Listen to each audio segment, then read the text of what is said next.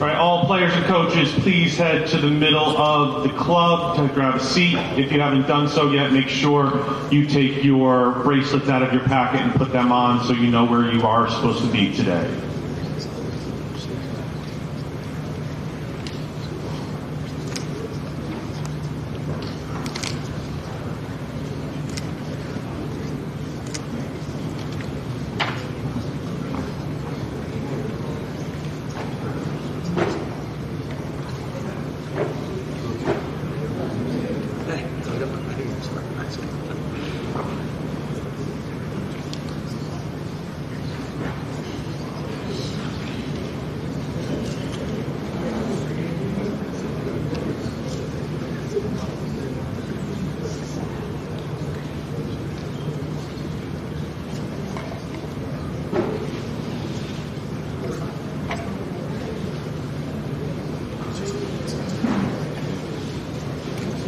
We have seats up front if you guys need any seats right up here.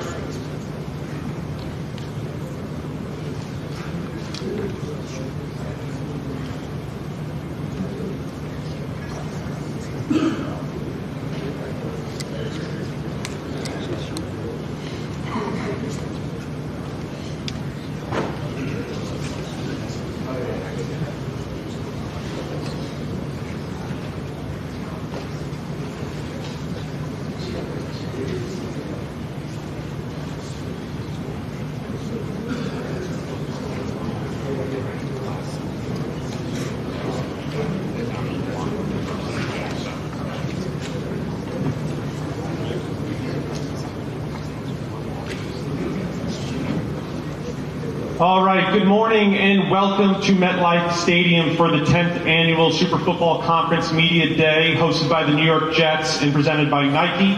My name is Jesse Linder. I am the Vice President for Community Relations for the New York Jets. We are really excited to kick off the 2025 high school football season. We're really excited with the turnout that we have here today. What we're going to do to get started here, I'm going to introduce a couple of people that helped put this together to make some announcements, and then I'm going to kind of go through the run of show. For those of you that have been here in the past, it's just a little bit different than last year. I think we've made it a little bit more efficient for everybody's time, and we've added some other things that will make it fun. So before I go through all of the agenda, I'd like to introduce the president for the Super Football Conference, Tom Alecki. Thank you, Jesse, and thank you, Jesse, Eli, your team, and the New York Jets for always being such gracious hosts. They saw something in this conference 10 years ago, and we're doing something that definitely no one in the state is doing, and I venture to say that no one in the country has a media day at a professional stadium like this. So we really appreciate that from you guys, and you guys don't stop giving every year. We don't think it can get any better, and you prove us wrong. So we're really looking forward to today. So I want to thank Jesse and his team. Now, this is going to be possible, this entire conference and this network and podcast that you're going to learn about shortly, without our sponsors, Alliance Orthopedic and Alliance Performance. They're the official orthopedic and training partners of the SFC, now Alliance Performance Training Center in Fairlawn. Lucan Center, new official mental health and sports performance partner. It's a great business partner and also an educational partner, providing opportunity for professional development and providing student athletes with opportunities for mental edge, improved mental edge. Applegreen manages the travel centers on the Turnpike and the Garden State Parkway and a number of surrounding states. The new partnership with the SFC shows how quickly they're becoming part of the New Jersey footprint. Game Breaker, the official soft shell headgear provider. Important to work with the best when it comes to head safety, not only in football, but girls flag football and other sports. Periweather, our partner in advanced weather monitoring and alerting. Their platform provides real-time lightning detection, severe weather alerts and forecasts. Huddle, leader in video and sports tech for many of our schools, and is now our official digital ticket provider. Mascot Media, value tech partner of the SFC, a leader in creating apps and websites for schools. SnapRaise, new official fundraising partner for athletic teams, #1 fundraising tool in the industry. Horizon Blue Cross Blue Shield, official healthcare partner. a consistent supporter of the SFC. Last but not least, Kearney Bank, our newest partner. They're incredibly community-driven. They see the value of high school sports, and they bank a number of our schools and municipalities. So during these 3 sessions, please make sure that you stop by and see our partners. Much of what we do is made possible because of them, their generosity, and more important, their partnership. So something that we've been talking about for probably 11, 12 years, before we got off the ground. This is our 10-year anniversary, which we're really happy, and we hope that you wear your T-shirts with pride and helmet stickers, really supporting the 10 years of hard work that you've all put in. The coaches, the athletes, you've made us something that's marketable, something that makes the Jets want to host us. That's really you, that's not us, so we appreciate that. I want to introduce Mike Quick, who's going to talk about our newest ventures, our podcast, and our SFC network. So where's Mike? There he is. Yeah. So the first time I ever came to a high school football game in the state of New Jersey was 1989. I'm a Connecticut guy. Oh, in the back, look over here, okay? Look over here. All right, I didn't drive all the way from Long Island to get here to look guys looking at the phones and stuff. That ain't going to work. All right, so I go over to Kennedy Stadium in Hoboken. They're playing North Bergen. And I'm a Connecticut guy. And everybody knows where you grow up, you think it's the best. You think what you have is the best. Everybody thinks what you have is the best. And I go over there, Hoboken's playing North Bergen, and the guy I'm with, and I'm watching hitting like I've never seen before, ever. And I turned to him, I said, holy shit. If this was in Connecticut, these guys would be arrested for felonies the way they're hitting. That's New Jersey football. You guys are different, and you could sit here and say that you are the best in the tri-state, no doubt. I've done this for 37 years. I've been in fights throughout my life. Long Island, Connecticut, New York City. Oh, you only cover New Jersey. No, that's bullshit. I cover New Jersey a lot, but I cover everybody. You guys are the best. Because there's a commitment here unlike other places. You want to be great.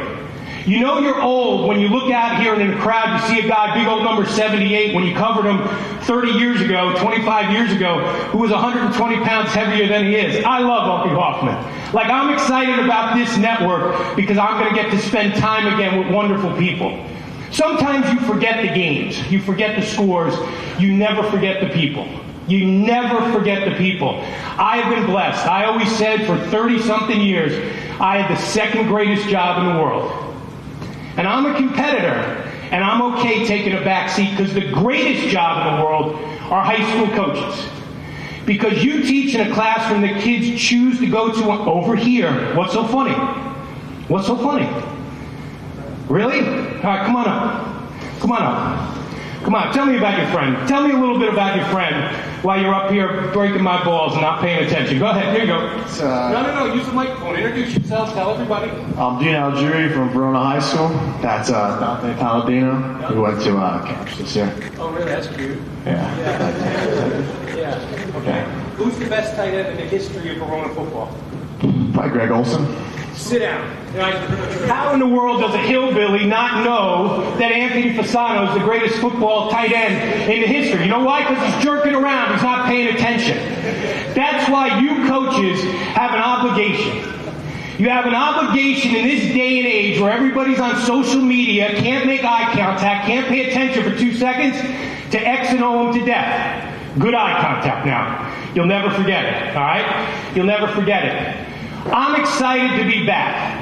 We've got great announcers. I mean, Jimmy Cavallo and I did games on MSG Network forever. We'll be working with Jimmy. Eddie Kalegi, a great young announcer. He was in my broadcast camp for years, did wonderful things at Rutgers. He'll be back. DeFazio from Del Barton, right? I remember covering him. He's an announcer now on this network. Right? We got great announcers to cover great people, to cover great teams. We're going to start with our first weekend. We're doing the whole regular season, at least 4 or 5 games every weekend. And there's one game on this schedule that I'm so excited to do. I just can't wait to do it. It's not Bergen Bosco. It's not. It's not. It's the night before Thanksgiving, the Ivy League Championship. And Doug Phillips was surprised when he said, we're going to do the Ivy League Championship. I said, I want in. And I want in simply for the coaches and the kids who things hadn't gone their way, but they're still fighting to make it. They might not get in the Star Ledger every day, the Bergen record, be on this every week, but they're fighting. And those are football players and those are coaches that will be successful in life. Because they were thrown a curveball, and now they're working on it, and they're staying back on it, they're going to hit it, and they're going to make it back up. That's the game I'm most excited about. For the Ivy League guys who play for the love of the game and didn't give up on the sport, and the coaches and the administrators who understand if you let it go, it will never come back. So that's why I'm so excited about that game. I'm excited every Wednesday night at 7 o'clock. With the help of the great guys at Clifton High School, Mike, Mark, and Vin, we're going to do a podcast every week. This week in the Super Football Conference. And it's going to be really cool because we'll be able to touch on everybody through the help of the coaches and athletic directors. If you have kids that played good, played great, played really well, get it to Dennis and Tom, and we will talk about it on the show. If you have kids at your school that can't play the sport of football, but you have an announcing and a media division, and they want to be announcers, we'll incorporate them in the show. When you're making plays, if they're making calls, we'll get the calls of the week on the show. We'll have players of the week, coaches of the week. We're going to have Darren Cooper. We'll get into it because Coop thinks differently, so we'll test him a little bit. Hoping to get Matt Sims on the show to break down all the great quarterback play in this this New Jersey Super Football Conference. So we're excited. It's really good, it's different, and we're all in it together. We're all in it together.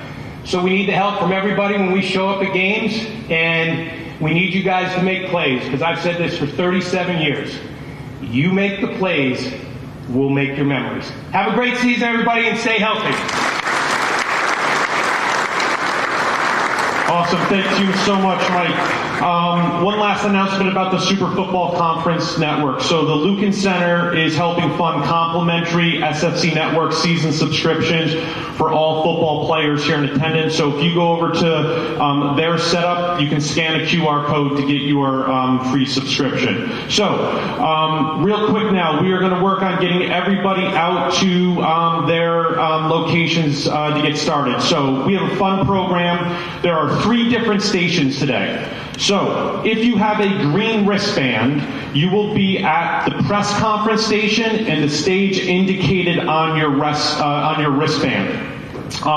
We have 3 high school football experts that will be leading our media sessions today. So on stage A to your right, which is behind this black curtain over here, you'll just go around the side, that's stage A. On stage A today, we have High School Football Authority John Malone from NBC Sports Engine. There's John right there. On stage B, to your left, behind this curtain, we have sportscaster Dan Long from NJ.com, the Yes Network, and FDU. Thank you, Dan. And then on stage C, which is at the far end of the club, to your left, Kevin Devaney Jr. for NBC Sports Engine and Game Day 1 will be there. So on your wristband, if you have a green wristband, it has your stage letter, you'll go there in a moment. Now, if you have a black wristband, you are going to start at the locker room field tour station. You'll go back down the escalators that you came up, and you'll be directed to first the locker room and then an opportunity to go on the field to take pictures. Coaches, when you go down with your players to the locker room field station, Tom Mullaney is going to grab you guys, bring you into a separate room for your coaches meeting that he's going to do in there. If you get done early, he'll take you into the locker room and the field to see your players, but he will be down there. Now, we ask that you stay at your stage or your station before you rotate to the next one. And then finally, if you have a white wristband, you're going to start up here in the media availability and breakfast station. So we have breakfast that'll be set up in the back, food and beverages, and then all of the sets and activations to the left and right. You can partake in those. I'm sure people will pull you aside to do interviews. Prolific Sports has their setup, and all the other vendors. So what we want to do is we want to get people moving to where they need to go. So first, if we can have everybody with the black wristband stand up, head back out down to the locker room and field tour station. Coaches, you go with them. You'll be pulled aside for your coaches meeting. So all black wristbands, if you can head back down the escalators to check out the locker room and the field.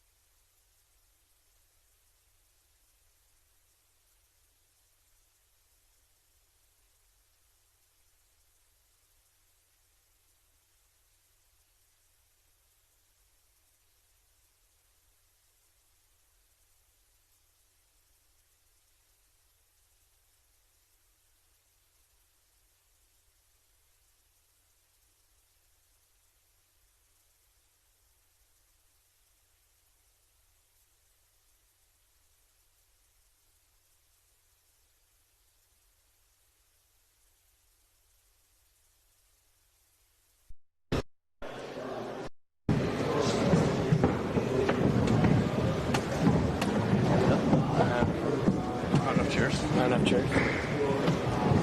Is there enough chairs? I need one more chair. Yeah.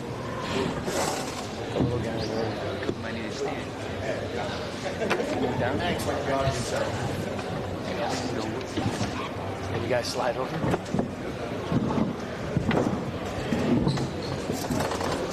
Good night. Hang by a thread. All right, guys, good morning. As everybody was saying, welcome here to the Super Football Conference Media Day presented by the Jets. I'm Dan Long, voice of NJ.com's football coverage. So it's always one of my privileges each year to be able to talk to you guys, talk to the coaches, get ready for a brand new season. Optimism is sky high, getting a chance to be here at an NFL facility. So we'll start off here with the guys with Kinnelon. What have you been doing throughout this offseason to get you ready for opening and kickoff that's not that far away? And then same question for the coaches and for all the other players. We'll start here with Kinnelon and go all the way down to Boudin. What have you guys individually been trying to do to get ready for the start of this new season? And just make sure to share the microphone. You can pull it close to you and then work your way down. I'll start. Yeah, so, obviously, practice film every day, basics, everything. But then again, we've been fine-tuned small details, whether it's offense or defense, blocking right, running, hitting the right holes, defensive-wise, making sure you're in the right passing coverage, or making sure you're setting the edge as a linebacker, or filling in the cutback holes. So it's really been a lot of fine-tuning, small details, so you come back stronger this year. Yeah, and then to add on to that, we've also been focusing a lot on getting stronger in the gym, staying in shape, making sure we're ready for whatever gets thrown at us. And we've had a lot of guys staying focused outside of the season, all 12 months of the year, and we've just been focused, and we're looking forward to a good year this year. I think we're stacking days, and brick by brick is our motto this year, and I think we're keep stacking days and getting better each day. Same question for you, Coach. What have you been able to see coming off the season last year? Put up 5 wins, won a playoff consolation game, built a little momentum into the offseason. What have you seen from your team and from your coaching staff? Yeah, I'm excited for the season. We have 14 seniors, and we're a senior-led, leadership-led team by the seniors. And to see them take the reins and really step up and kind of push everybody, help coach the younger players, help drive that. We're excited for what the season holds. We had our first scrimmage yesterday against Mountain Lakes, and just getting after it. We're excited to get into this. So, same question for you guys for Hope HatCon. What do you guys do coming off of last season? How did you, as leaders of this team, try to lead by example in off-season lifts, practices, workouts, getting ready for opening kickoff? I actually really like what one of them said, the little details. We're focusing on making everything better, everything we can do, coming down to sprinting to water, believe it or not. I've had a couple of talks with some of the younger guys on the team. They get excited for that, for things like that. The whole team is really in it this year. The vibe's different. There's a different energy around us, and I'm excited to show everybody what we got. We've been focusing more so on the blocking, the tackling, the sprinting. We've also been making changes with our diets and stuff, drinking plenty of water, getting more mentally into the game. So yeah, that's what we've been doing to prepare.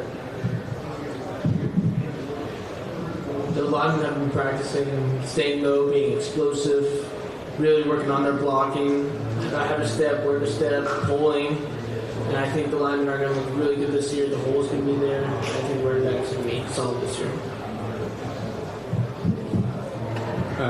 Blocking and tackling. We've been working on that. That's what football comes down to. We weren't very good at it last year. I'll be the first to say it. And this year we've been working on that pretty much daily.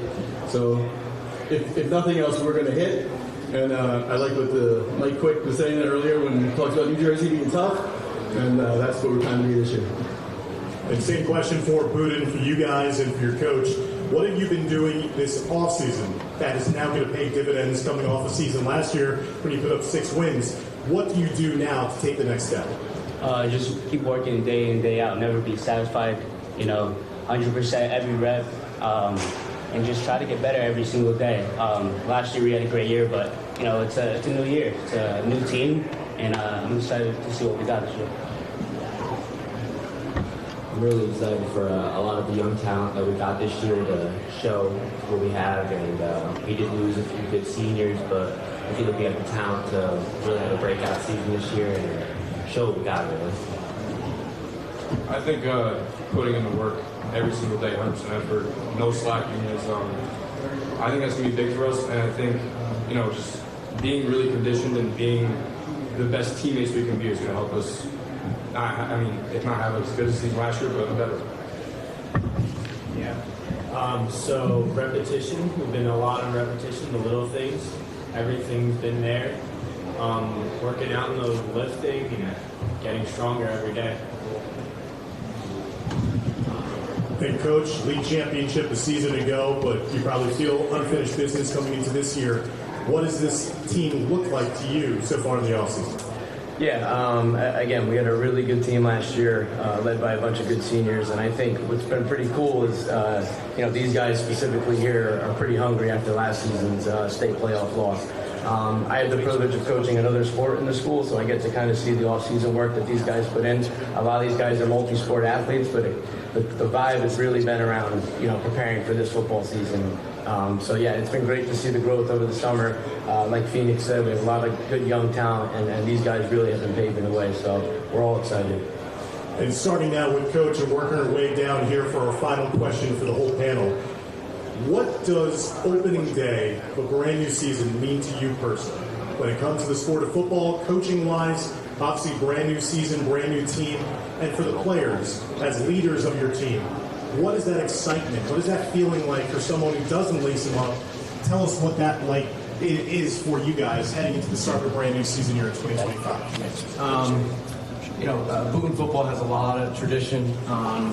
We have the Labor Day parade, the Labor Day carnival that kind of kicks off the season, kicks off the school year. So just a lot of juices flying around in town leading up to that first game. And for us, I think the kids really, like I said, have been planning for this ever since last season. They know the scrimmages are coming up, but they ultimately are planning for day one.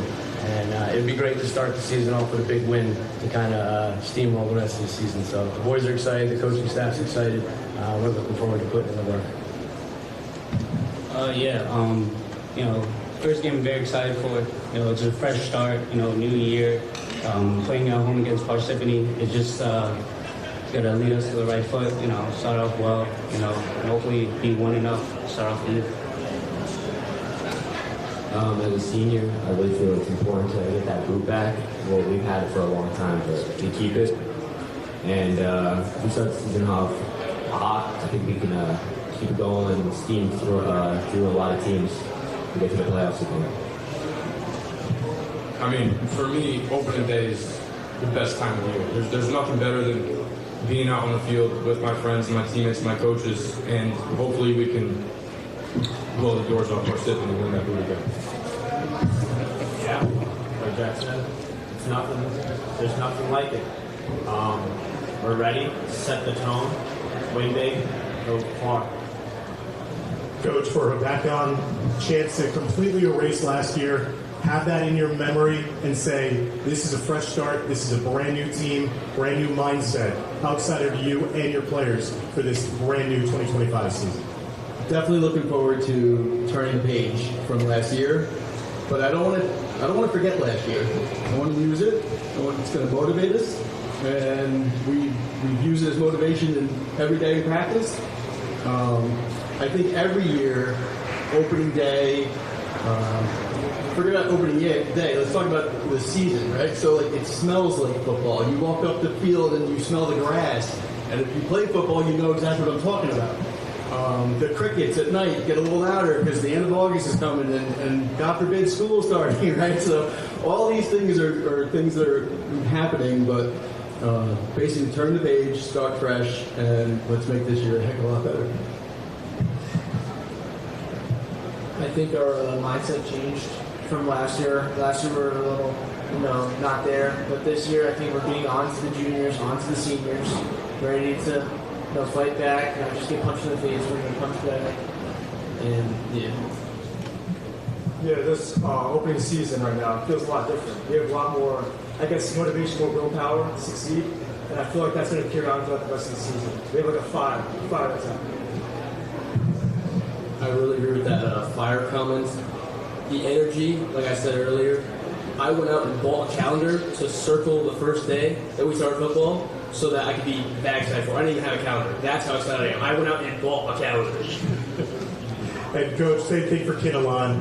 What do you guys have to look forward to? How excited are you for that opening kickoff, the opening game, and get ready for a brand new season? Yeah, what makes our sport so great is the amount of work we put in as coaches and players to prepare for that moment, and just to get out there and get that first game in, there's nothing better than that to kick off the season. We're excited as a team. You know, that's a measuring stick. We got a tough opening game against Legacy Valley. Coach Michelle just took over there. I know they're going to be a great team, and you know, just getting out there to be able to compete and see where we stack up, and see all the work we put in, and watch it play out on the field. We're looking forward to it. Yeah, now opening day, I'm ecstatic for it. Finally being able to see what all our off-season work has been going towards. I'm excited to see what our team has, and it's a new season. It's like a new life pretty much. So it's to start fresh. Hopefully go out there swinging and have a good year. Yeah, a lot of motivation. We're fired up. We're energized, and we're ready to bring it this season. With our first scrimmage yesterday, like we're feeling what it's like to really get into it now, and we're just fired up and ready to lace the pace bring the season. Yeah, like he said, finally we're starting to get to hit and run full speed, get all the pads on, and soon get our jerseys on, and I think that's one of a kind, and I'm excited for it. Well, guys, thank you so much from all three of your teams for joining us here today to talk about what you've done to lead up to this day and then getting to opening kickoff of the start of your season. Best of luck this season, guys. Stay healthy. Have fun out there. Thank you. All right, we're going to have Hackettstown and Newton. You guys are going to be going up once these guys have come down. If you guys could just enter in around where the teams are going to be exiting. So it's going to be, again, Hackettstown and Newton. And then on deck is going to be Wallkill Valley and Whippany Park.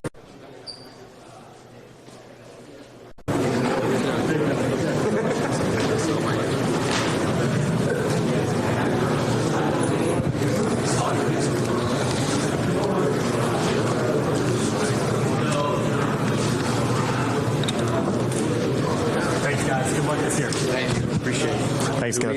Do we stay or do we just move on? You guys will go to the escalators, and they can go for, I think, a tour down below, and then coaches will have their meetings. So a reminder, guys, that if you were just here, that you will make your way to the escalators, as I think the players are going to be heading down to the field, and then coaches are also going to be going for their coaching meeting.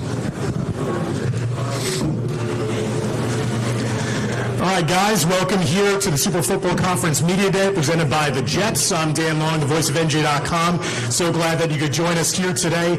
And we'll start off here with Hackettstown and then move down here to Newton. First off, coaches and players, talk a bit about the work that you did this offseason.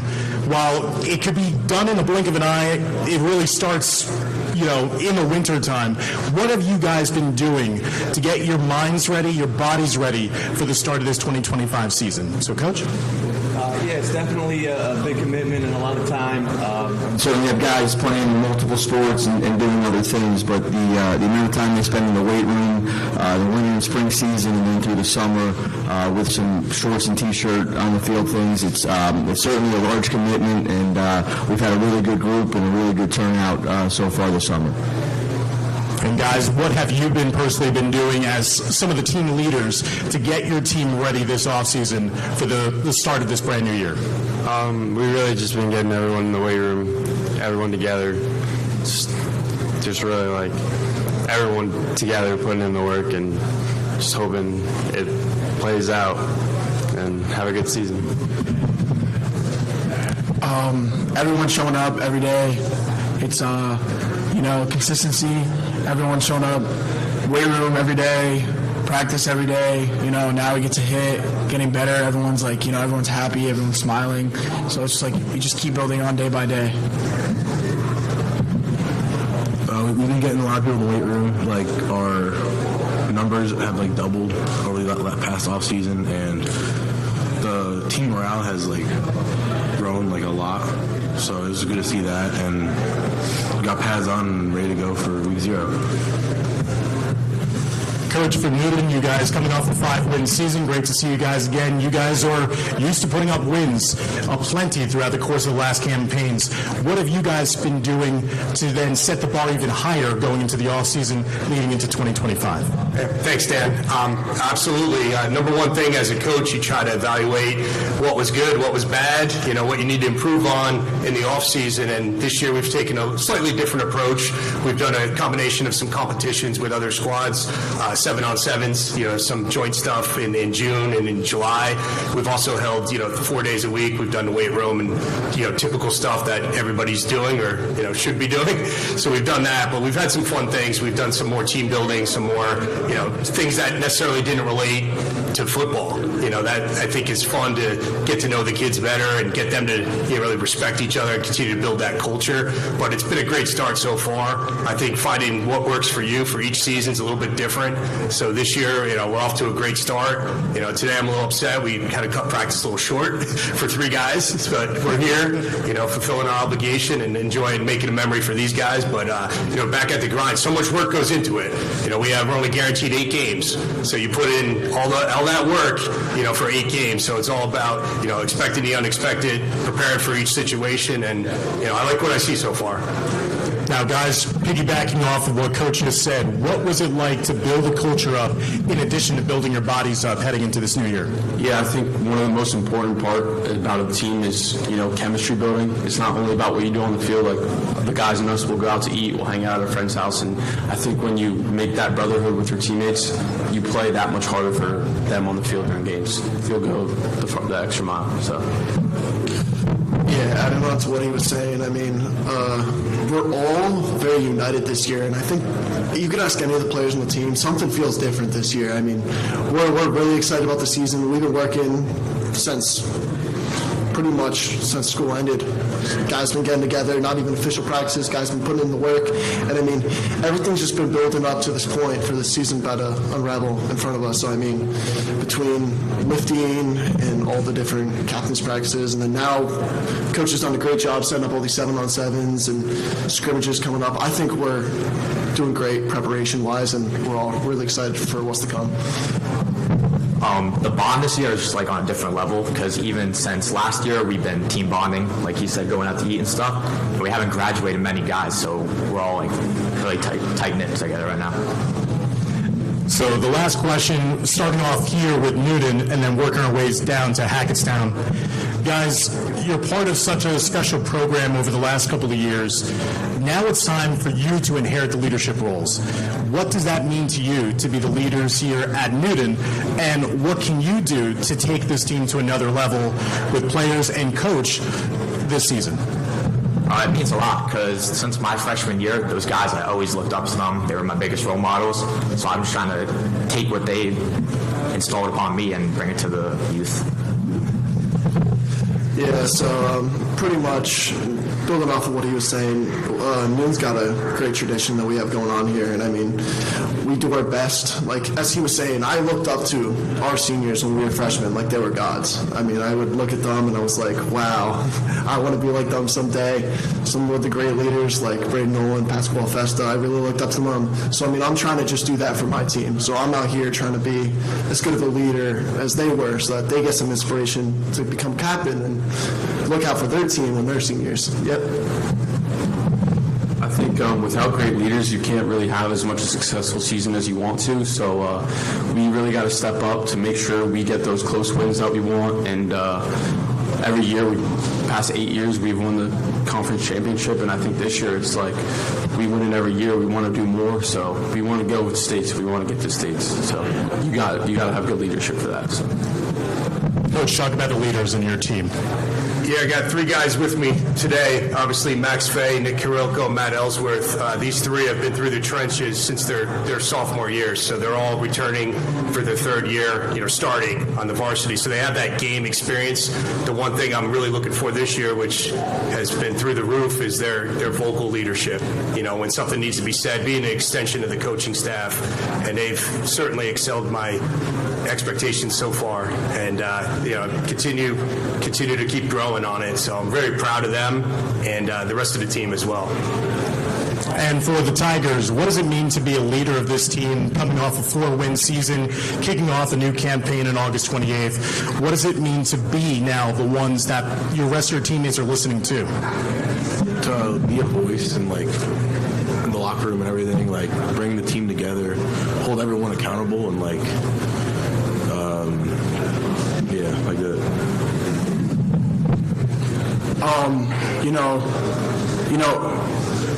Like to just be the one to put your foot down and help out the team and be the one to build off of the coaches and what the coaches are saying and be that people are asking questions to and just help out the team essentially. It means a lot to be one of those guys, especially coming off a season where it's not the best. It's not exactly what you want, but you got to build off of it, and it means a lot to be able to push these guys to have a better season than last year. And Coach, what do these leaders mean to you right now that you've seen in the offseason, and what do you expect from them in the season? Yeah, these three have been outstanding. Matt, Beto, and Joe, but also the other seniors. We have 10 seniors. They've really committed. They've spent time in the weight room. They've brought their teammates with them. They've been great examples in the school community, outside of football. So we're really, really happy with how this group of seniors and these three guys specifically have been leaders and have doing everything we're asking them as coaches. Well, thank you guys. Best of luck for both of your seasons, and good luck out there, and have fun. That's the most important thing. Have fun with the start of a brand new football season. Make the most of it. Have a good one, guys. Thanks for joining us today. You guys can also go to the escalators. I think they're going to have tours of the field for the players and coaches. I believe that you're going to be doing coaching meetings as well. So, all right, due up next, Wallkill Valley and Whippany Park.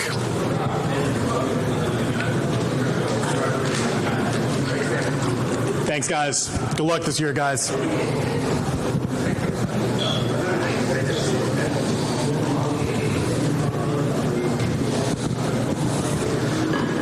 Always luck out. I get you guys on the stage every year. For switching us, we were coming down. No problem. No problem. So, we're right on schedule. Absolutely. Absolutely. Thank you. Good luck this year.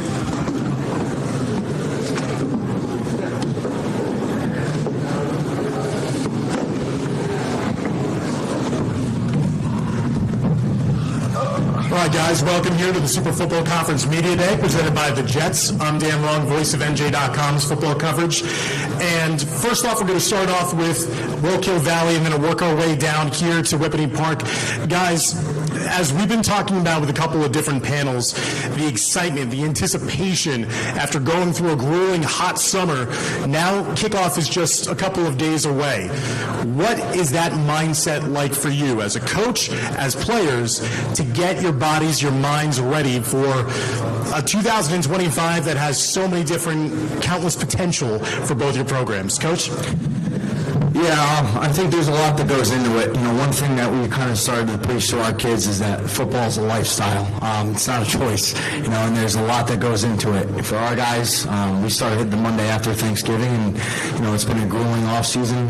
They've done a tremendous job, in their off-season training and through their leadership capabilities. But, I've always said, what separates good programs from bad programs are programs that have kids that live, eat, and breathe football year-round, as opposed to kids that just love it during the season. And, for us, that's one thing I'm excited about is I feel like we have a group of seniors, we have 16 of them, that football's a lifestyle for them. And all their daily choices kind of go into what's going to make them the best football player possible. And when you have that type of alignment in a senior class, it just trickles throughout your program to the point that I think it puts us into a good spot, kind of going into the season. And that's it, I know these guys weren't happy last year. A lot of them, well, not a lot of them, all of them played for us last year, and they weren't happy with the way things ended. And I think that's the best part about a new season, right, is that sense of optimism where they have a chance to kind of rewrite the script, and it starts with week 0. Exactly what Coach said. Our season didn't start in June. It started 10 months ago. We've been working every single day in the off season, and what he said, we live, breathe, and eat football. Like, we go out to dinner as a team and we talk about football. Like, everything's just football for us. And like, practice just feels different. Like, we have a different kind of hunger this year, and we're excited to start. Yeah, it's exciting to start a new season, especially with all these seniors that we have. Just leading the team, having good camaraderie with the team. The seniors, it's exciting. Yeah, I mean, this offseason, we want to go into our first game. We want to just play. We've grinded this entire offseason. We've been in the weight room all year, and we just want to play. Like 7-on-7s all summer. We've looked good, and we just want to get into our first game and play. So. Coach, for your program, how excited are you to get started here in 2025, and how has that excitement propelled you and your coaching staff into that energy that you need to get ready for a marathon? Honestly, it fuels you every day. Taking it over a new program after being in the NJIC for 14 years, great small group conference. Excited to take over here. I'm bringing a different style to Whitney Park. We hit the ground running day one. We've been in the weight room 4 days. We had a company come in, Brandon Wood from Elevate. He does our speed and agility. First week, I meet these guys for 5 days, and we're driving down to Monmouth for a 7-on-7. Again, bring a different culture. Set up different 7-on-7s, Morristown Beer down the road. When we got at it, it was a grueling summer, as Coach mentioned. I mean, the heat was unbelievable. It was one of the hottest summers I can remember. I've been coaching for a really long time. Accountability, bringing, acronym CAT, we're going to compete. Accountability, toughness, and it's about being a good teammate. Great turnout all summer. These kids are excited. The community's excited. I just can't wait to put our product on the field and let everybody see what Whippany Park's going to be about. Same thing, guys. How excited are you to get ready to be the leaders of this team in a brand new season? Yeah, I'm super excited. We're bringing in the new wing tee. It's going to be a lot of fun. I can't wait to show what we have. Everyone's bought in, which, you need to be successful. And I'm super excited. I'm very confident we're going to compete this year. Yeah, we're just hyped for week 0. My leaders are hyped here. We're ready to go. I see it on the field at practice, even outside of practice. All our guys are talking. We're just ready to go.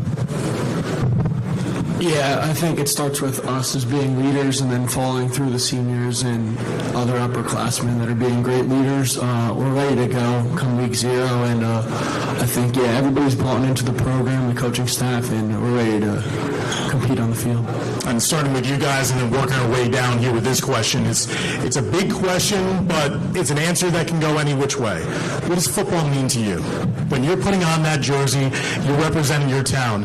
What does football and the onset of a brand new season mean to you personally? Yeah, I think, football it's kind of like a lifestyle. It's more than a sport, I feel.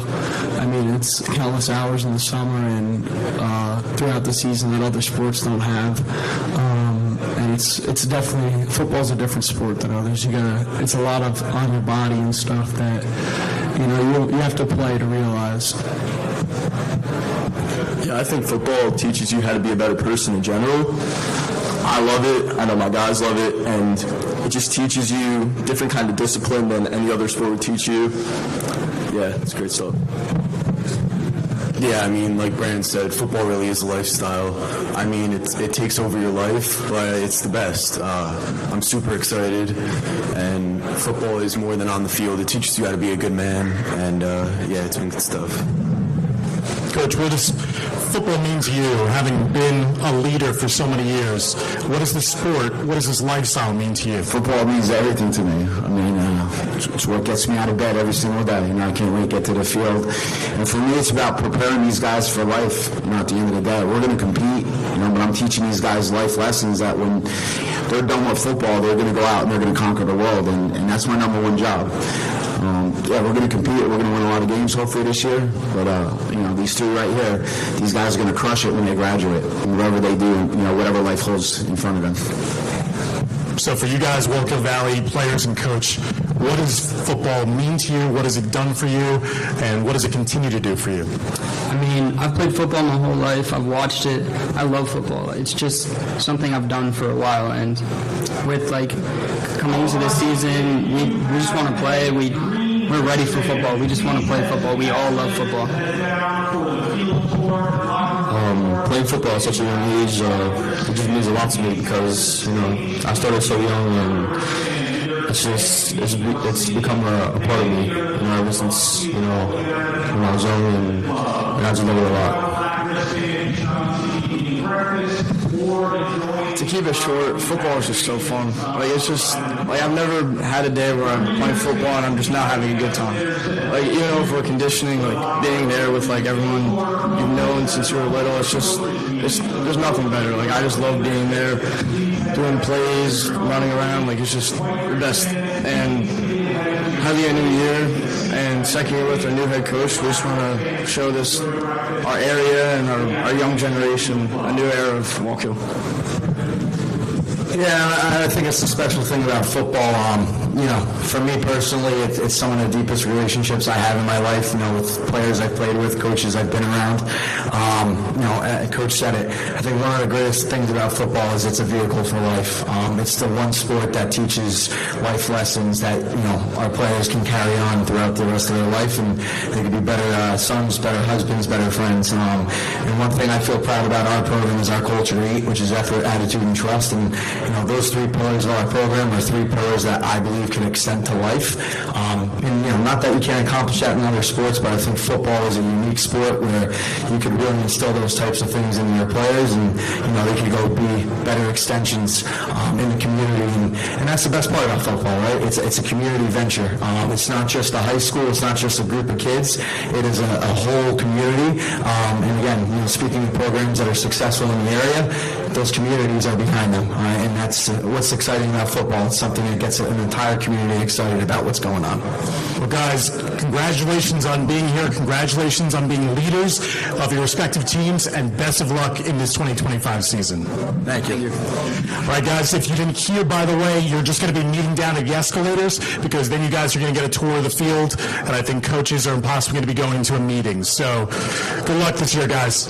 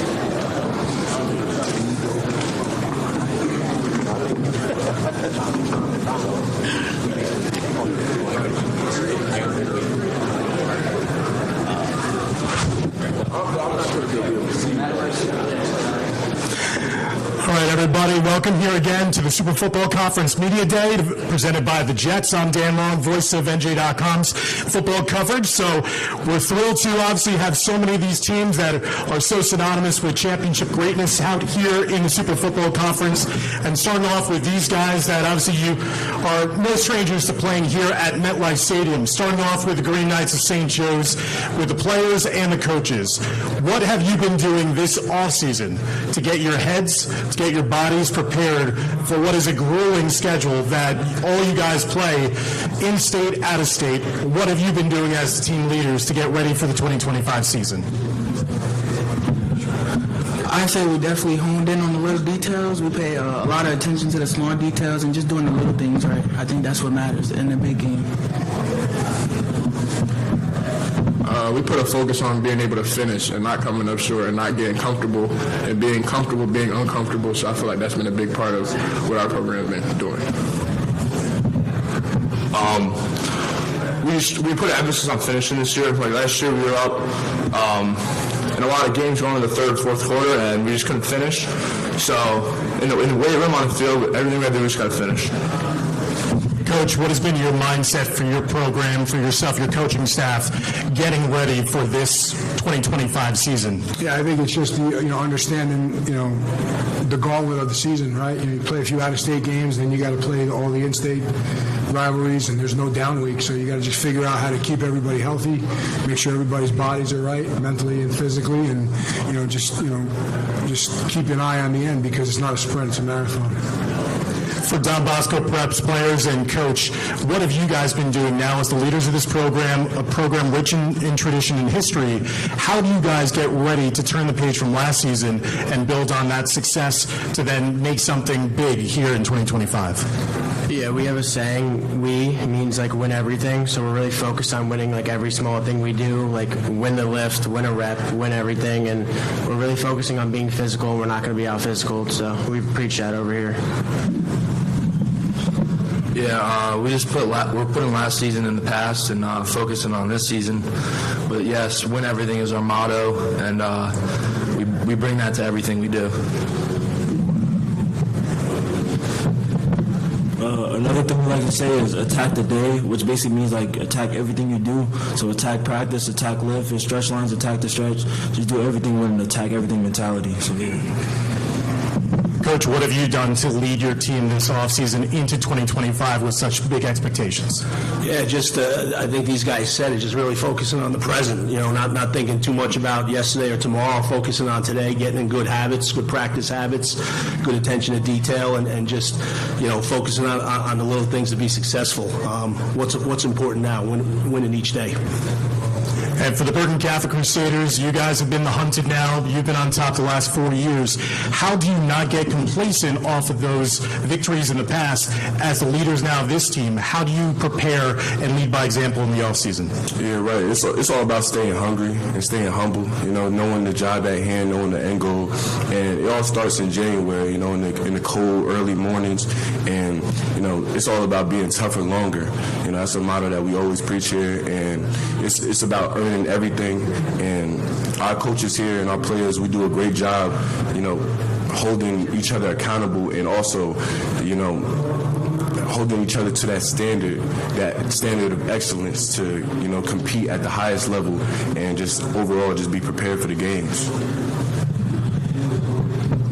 We just want to be mentally tough and just get better every day. It's really what we just want to do, just get better every day by day, week by week, and just progress.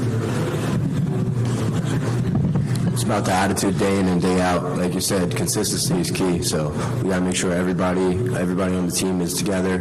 It's brotherhood. Keep it together. Coach, what have you been able to do for your team? Again, unprecedented success, but how do you keep this year's team focused, not worried about, as the other teams have said, worried about last year?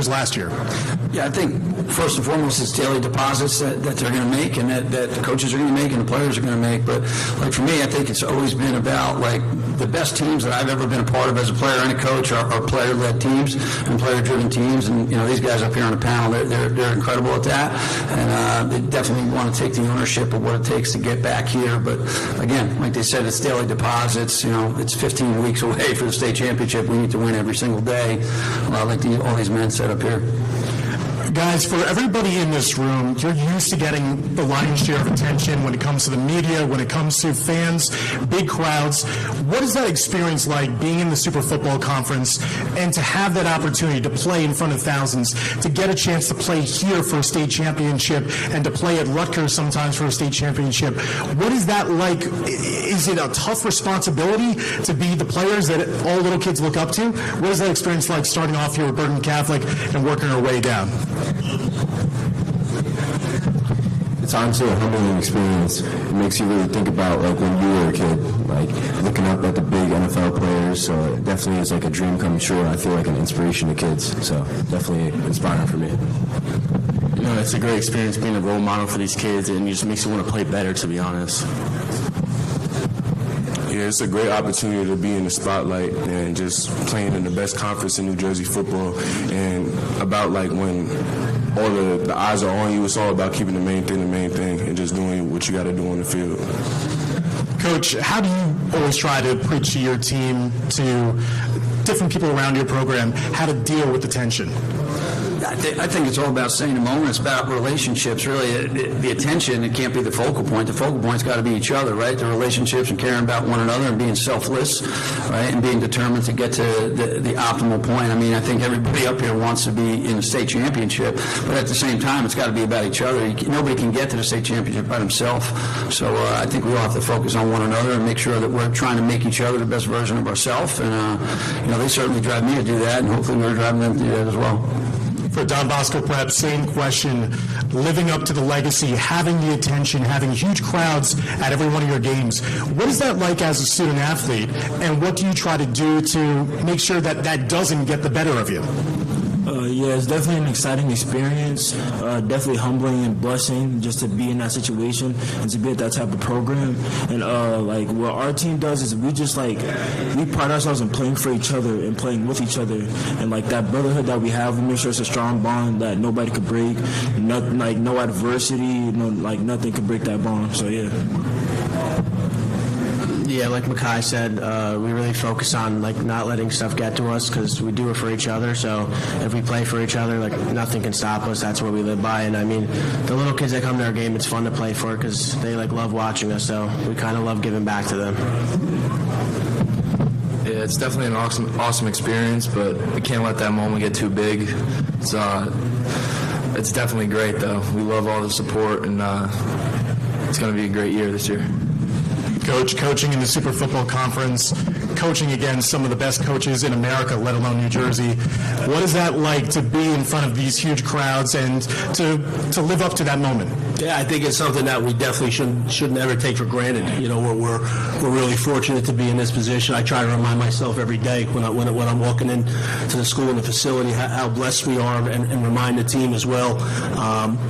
And just how you handle your business every day, and going out and representing your school and representing this conference, especially early on in the season. We're all going to play some teams from out of state, and that's probably when we're rooting for each other those weeks early on. We all want to see Jersey football go out and represent and win these out of state games, and we're looking forward to them. They're a couple days away.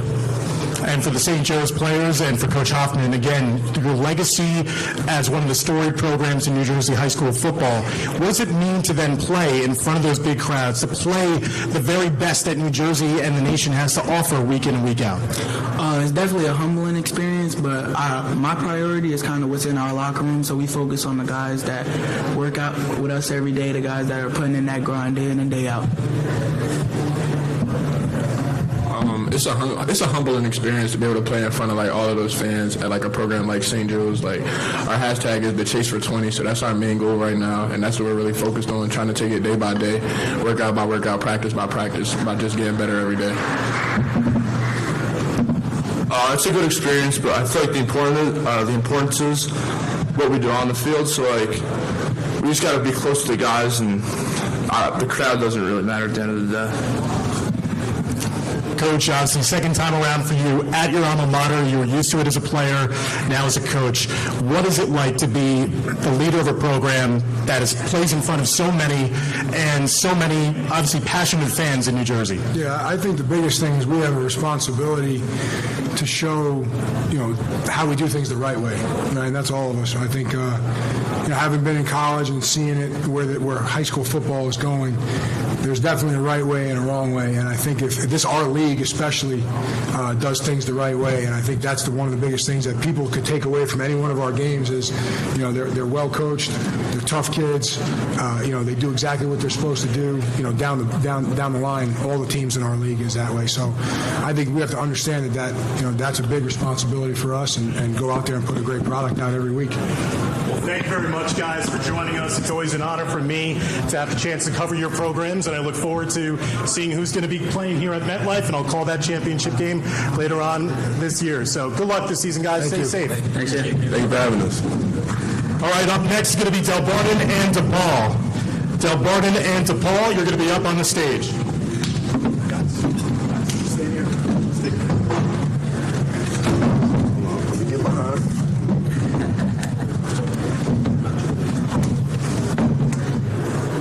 Awesome. Thanks, guys. Thank you. Where are we going? Nope. Wherever you guys want.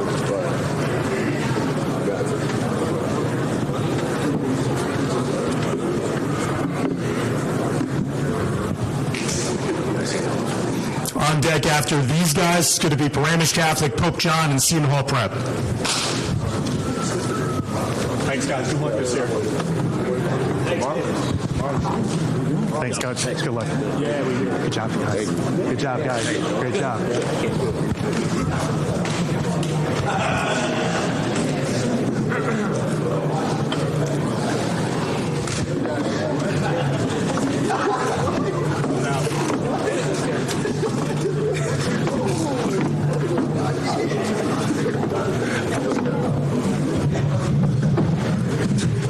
All right, guys, again, welcome here to the High School Football Media Day for the Super Football Conference presented by the New York Jets.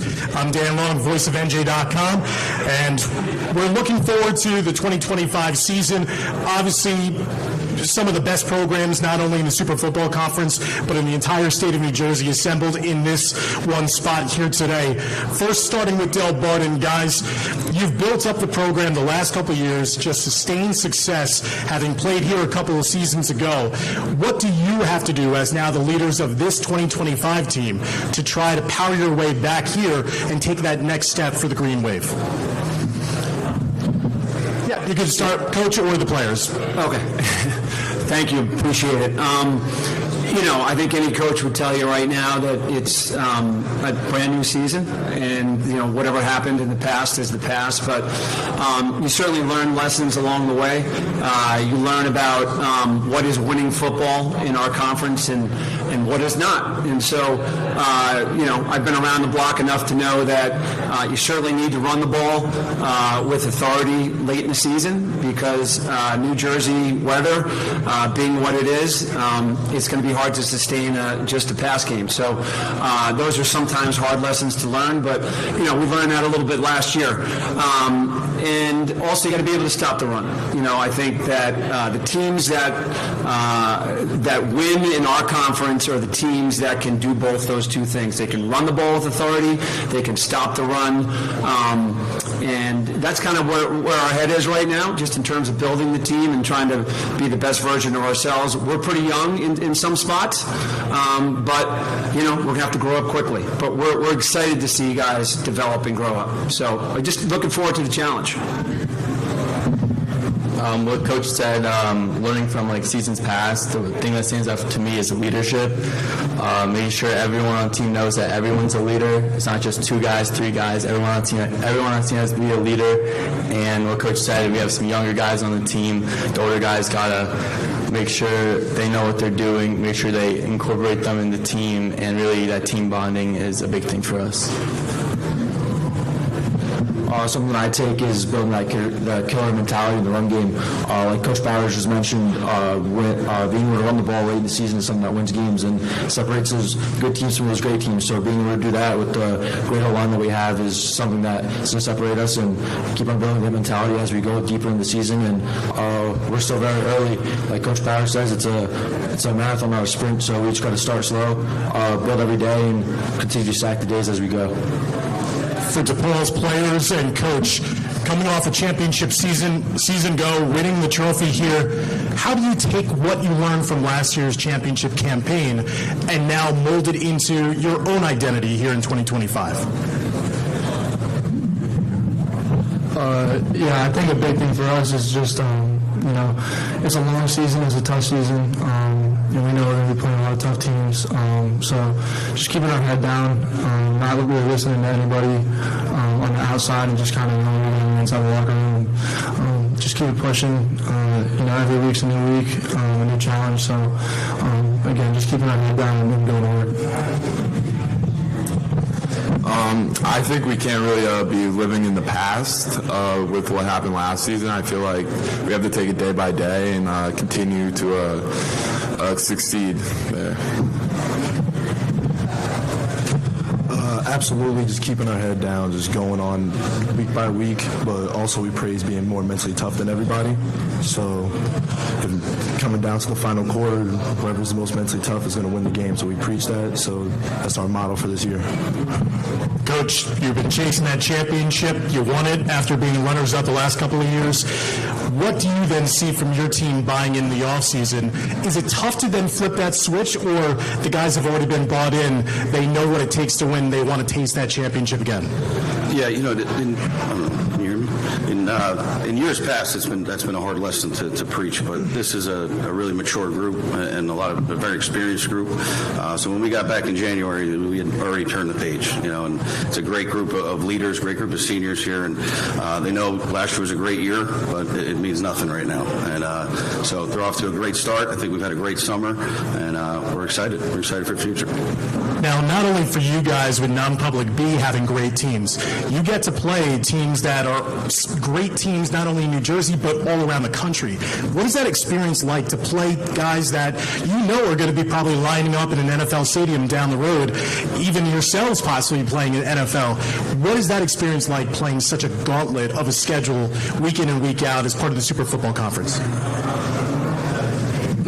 It's definitely cool. You want to play, the toughest competition. So being able to play at the highest level is definitely a blessing. There's nothing we take for granted. And again, we know how tough our schedule is, especially not only in North Jersey, but now obviously going out of state and all that. So we know what we're in for, and it's a challenge, but it's everything that I want. So. I think we got a great schedule. I mean, I love the competition that we play. I think it honestly makes everyone better, being able to play such great teams and stuff. So, yeah. That's what I was going to say. Playing these great teams, especially the ones out of state, they just make us better as well. The better competition is going to make us a better player. And then especially when we go into our playoffs, it's going to make it a lot easier for us when we go against now these other teams that we go against. So this going out of state and playing these great teams is a blessing for us. Coach, how many sleepless nights do you have when you have to game plan for unbelievable competition, including obviously maybe one of the best games of the year last year between you guys and Del Barton? What is that like week in and week out? There's no gimmies. Yeah, you said it, sleepless nights. I have not gone a day since that game without thinking about it. So, that was a tough one to swallow. But we've had some incredible games over the years with Del Barton. But, it's the same thing throughout the entire league. The league is so well coached. There's so many great players. It's just an honor to be a part of it. And you'd mentioned, being a smaller school and playing at this high level of competition. To me, that's the thing we're most proud of. We're a school of 225 boys, I think, and we compete with, all the best schools in New Jersey, and we've had, some success the last few years. So very proud of that fact, and again, really excited about, our opportunities this year. This is a great group of seniors, and can't wait to get started. Coach, the same thing for you. For Del Barton to get the opportunity to transform its program and to play against the who's who, and even starting off nationally now out of state, what has that been like for you, having been a part of the program for as long as you've had, as one of the most successful coaches in the Garden State? What is this like week in and week out as a coach? It's got to be fun, but it's also got to be real pain sometimes. It's both, but it is awesome. I'm proud of where we have gotten to as a program. I'm proud of the way our players handle themselves with the challenge.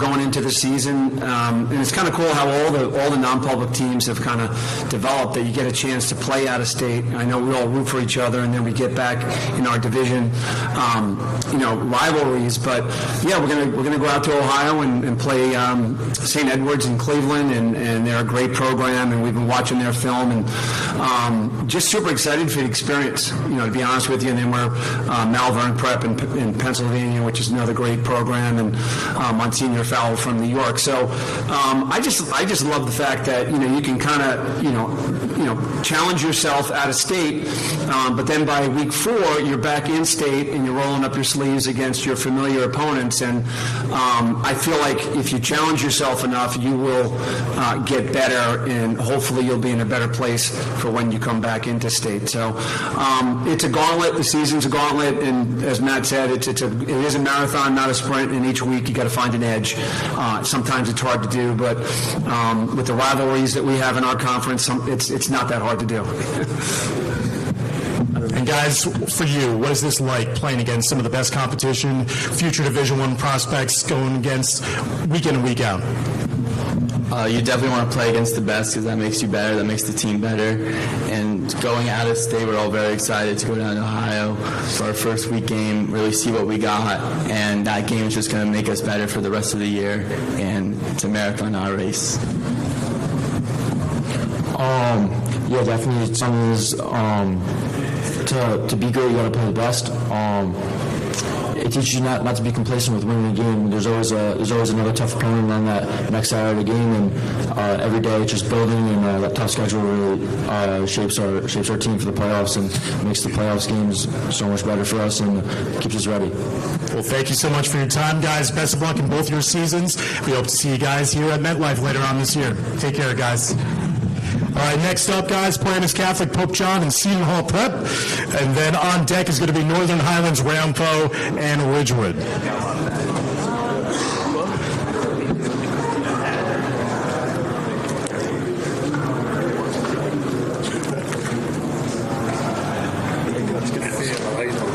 Good. Yourself?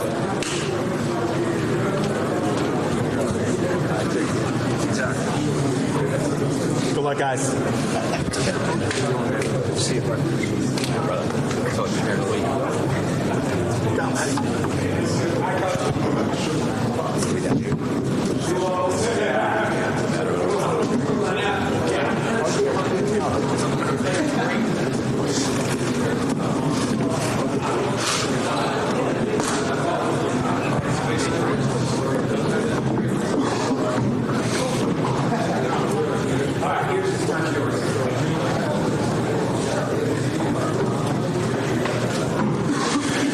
All right, guys, welcome here to the Super Football Conference Media Day presented by the Jets. I'm Dan Long of NJ.com. I've covered so many of you guys throughout the course of the season, so it's always an honor to get to talk to some of the best in the non-public ranks.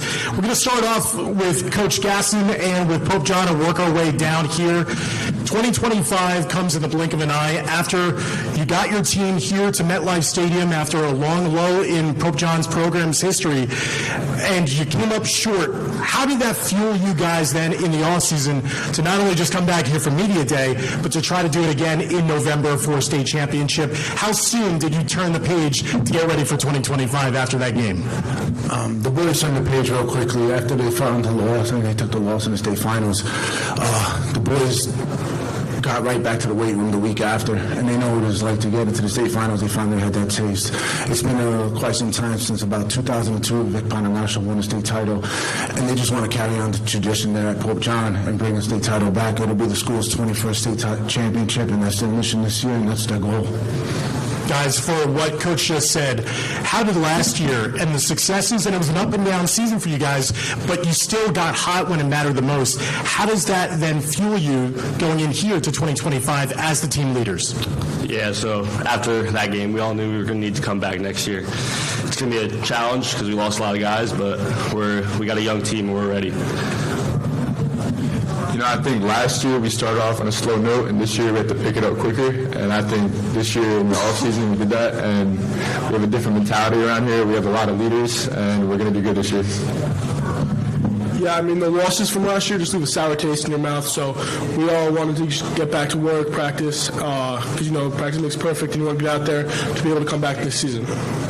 For Seton Hall Prep, a storied program, how does last year help fuel you to get ready as the leaders in 2025 and to turn the page from last year and know that no one's going to be feeling sorry for you as part of this epic Super Football Conference? Last year, a lot of people talk about forgetting last year and moving on and stuff, but it's really a big motivator for us, and we've been doing everything we can this off season to not repeat something like that this year. As he said, it's a really big motivator for us. Like, just throughout the off season, everybody had that really sour taste in their mouth, and we just don't want to feel that again. So we've all been working on all sides of the ball to just make sure that doesn't happen again. Yeah, I think after last season, no one wants that to happen, expects that to happen again. Everyone wants to hold themselves accountable this offseason. We have way more leaders, way more leadership, and we're ready. We're not going to let that happen. Coach, you're synonymous with winning programs, with winning seasons, to go deep in a postseason. How do you learn from last year and with your coaching staff try to see how to correct those mistakes and grow better and stronger as a team? Sure. Thanks for having us. It's an honor to be here. The buck stops with me, so I have to be better as a head coach, and I know that our great staff, took everything personal last year. So we made some adjustments, and sometimes it's going back to things that worked in the past in terms of accountability. Starting in the weight room and little things like that. And to be honest with you, there are no little things. They're all important, and While last year is last year, we're always focused on today. I'm just nervous because I know that there's a team meeting at 11:30 that I get back for, and we have to be better today. And I know I speak for all the coaches with that. So, one day at a time, as cliche it is, it's true. Coach, for your program as Catholic Paladins, the same thing. You grow in ebbs and flows. You have a young team, and then you're gaining experience. You have to do it against some of the best competition in all of New Jersey week in and week out. How do you learn from last year's 4-win season and build that to possibly play for a state championship here at MetLife? I think it's all a great experience. We had a lot of guys forced into action last year that maybe wouldn't have with some of the injuries, and at the time it's a negative because you want to see your older guys play. But going into this year, it's a great thing because they've played a lot of games. They've been in a lot of close ones, so you got to kind of be in those games to learn how to win them. So I think we have great experience in that regard going into this year. They're a great group of kids. The seniors now are the kids that came in with me when I got the job, so the culture's a little different. I feel like they're a great group, so I'm excited about it. Guys, piggybacking off of what your coach just said, you've been through the wars, you have the experience on your belt, you know what it's like, this type of grind going against some of the best teams in the Super Football Conference, one of the toughest divisions in all of high school football. What can you do this year in the offseason leading up to this year that you feel that experience is going to pay off? I think last year our biggest problem was that we were able to execute all of our stuff, but we just weren't executing sometimes. And I think this year just being ready to execute and actually executing is the only thing we really need to be able to take the next step. Like what Mason said, I feel like this year, this off season, we definitely tune into the little things because that's what it comes down to. I feel like the last 4 years I've been here, it's never been a player problem. I think our team never had a problem getting beat by other players. There's definitely the little things, and I feel like this team is mature. We're definitely tuned into the little things, so it's definitely going to help win some games this year. Past the past. We just got, like Jordan said, we got to tune in on the little things, change the fourth quarter mindset. We'll be ready. And starting with Proyams Catholic and working our way down to Pope John, Guys, you are all assembled here because you're the leaders of your respective football programs. What do you want your legacy to be when it's the final whistle of this 2025 season? Hopefully for you guys, it means that it's after a championship celebration. What do you want your legacy of leadership to be at Paramus Catholic, at Seton Hall Prep, and at Pope John? I just want to leave it all on the field. That's just another thing. And just, yeah, that's really it. I just leave it on the field. I would say being a captain and a senior now, definitely like paving the way for the younger guys. So once they're seniors, they can do it, and it's just going to keep on going on from there.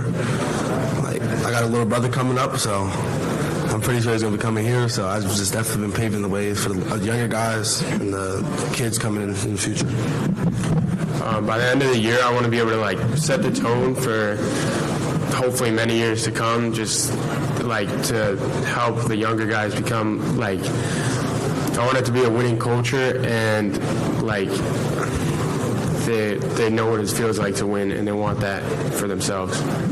Coach, what do you see with this group of guys as your leaders going into this season that makes you so excited for 2025? They're just a great group. They're great kids. I mean, first and foremost, they do a great job in the classroom. There's nothing you ever worry about, off the field. And then you can actually coach football. And I think, when I first got here a couple of years ago, we spent so much time on all this stuff that wasn't football to try to build the program back. And now we're actually coaching football. And I think it's going to make a massive difference. And, we'll see, because you play in a tough league. But I feel really good that what we do now is football, which sounds crazy in high school, but I'm telling you. All right, so it's going to be a different kind of year for us, and I think people will see it. Coach, again, speak about these three guys sitting next to you. Why are they so special to the Seton Hall Prep program? Yeah, I mean, they're a coach's dream. They come from great families. They work their tail off in the classroom. They're involved in other things at the school. They all hold leadership positions in the school outside of the football program. So they take care of their business. Like Coach was just saying, they take care of the business, and then they can be football players, not just guys who play football. It's a little bit different there. We talk about that all the time, and these guys certainly live that. Guys, as student athletes at Seton Hall Prep, what do you want your legacy to be when it's the end of this season? I really want to be remembered as somebody who competed at all times, and somebody who really didn't give up even if we're down in the fourth quarter. Somebody that can keep going, somebody that upholds kind of the standard of excellence that the coaches and the staff have set for us this year. I mean, football-wise, I think everybody wants to be remembered as somebody that the younger kids, the next generation, really looks up to. I want to be known as a hard worker and just genuinely, I want to be in the ranks of like all the good backs that have come out of Seton Hall. That's really my goal. I just want to be known like us as captains, like relentless effort, never giving up, whether we're, up by 20, down by 20, tie game, fourth quarter, we always have that same energy, and we have like that winning culture. And for Pope John, the same thing for you guys. What do you want to be remembered best as when your season comes to a close this year in 2025? What will you hope that your fans and other opponents will know about you? I mean, we haven't won a state championship since 2002, and I think, as all of our seniors, we would like to be remembered as the team that brought us there and got the job done. So rather than just be singled out and have our own goals, I think as a team, we just want that state championship. Yeah, I think Luke said it perfectly. We got so close last year, and we couldn't finish. So I want to be remembered as like the team that brought us back to that winning culture of getting state championships, like Coach Pat Nasher in the past. I want the team to leave our mark for everyone else who comes through Pope John, just to show what it takes to be a Pope John Lion. And Coach, what makes these three guys so special to you as the leaders of this year's team? They're an example of the Pope John community. What has been said before me, we're in a unique situation with the fact that we have a junior Lions program. We're like some of the great public schools in the state of New Jersey, that we have a youth program, and our kids are actively involved in our program, that the kids grow through our system, and like Sean Bauman, Vincent Giacchi, and the majority of the rest of my seniors all came through Pope John since 3rd and 4th grade, and they've been in our program. They understand the rich history. Giacchi and his uncles have all played for Vic Paternoster, so we understand the standard of the school and the success of the school. The all-time winningest coach with 373 wins. They just want to bring that tradition back to Pope John and then bring back the legacy. Well, thank you very much, guys. Everybody assembled here. Best of luck this 2025 season. Stay healthy, have fun, and enjoy yourselves, guys. Thanks for joining us here today. Next up, it's going to be Northern Highlands Ramapo. I don't think Ridgewood's here, so Northern Highlands Ramapo up next.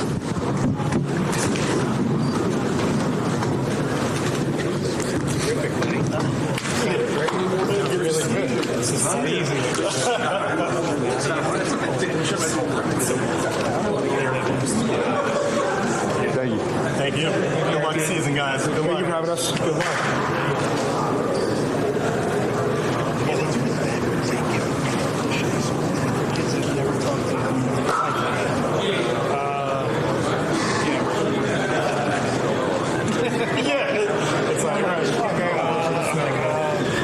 I need my keyboard. Good luck this season, guys.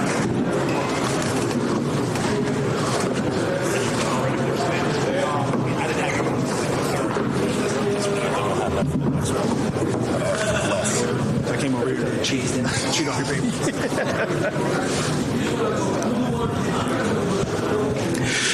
All right, guys, welcome here to MetLife Stadium for the Super Football Conference Media Day event. I'm Dan Long of NJ.com. So glad that you could join us here. Obviously, two programs that I know very well after covering you guys in some epic games over the last couple of years. So this is not going to be a new thing for you guys. You guys are used to being in the spotlight, and I want to hear about how you guys maintain your level of excellence heading into the start of 2025. Obviously, sectional championship programs here. Ramapo winning back-to-back titles and being runners-up in the group final 2 years ago. To start off with you guys, with the Raiders, what do you look to do in the offseason to keep that level of excellence where it's at, or even to exceed it, to bring home a state championship to Ramapo? You know, I think being consistent is honestly one of the most important things that we could do. You know, everybody's in the weight room, everybody's working hard. We're at practice early in the morning, finishing late in the afternoon, and everybody's just putting in their best work. I think it's about just like being together as a group, you know, especially like bringing up the younger guys, like staying together, hanging out, and just working hard. Yeah, kind of building off what Luke said, you know, consistency, kind of just like keeping that standard. We keep a standard in everything we do. You know, we practice hard every day. Our coaches are always on us, you know, just holding ourselves to that standard, never settling on anything.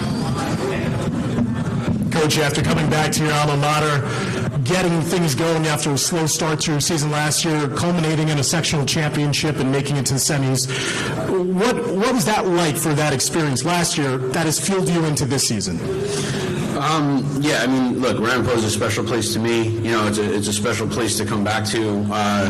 You know, being a player, having success. You know, as a player playing for Coach Meal and Coach Gibbs, and then. You know, getting the chance to come back and lead a place that's very special, you know, not only to me, but to a lot of people, a lot of our alumni. So, you know, coming back last year and trying to, you know, look, we had to get to know the kids had to get to know us.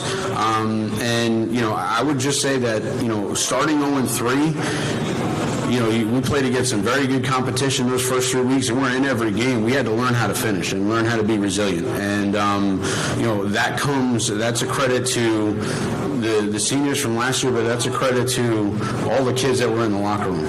Because not once was there finger pointing, not once was there saying, you know, what are we doing? Like, we just went back to work. And the kids put their heads down, and they believed in each other. They believed in what we were doing. And that really, you know, as a coach, that's all you can ask for, is to come back and go to work the next day and believe in each other and believe in that process of getting better. And, you know, ultimately the kids are the ones who do it, right? So you hope as a coach that your message is getting through, and these guys lived it. And so it's a great springboard and great message that, you know, the work and the way that we do things, you know, does pay off.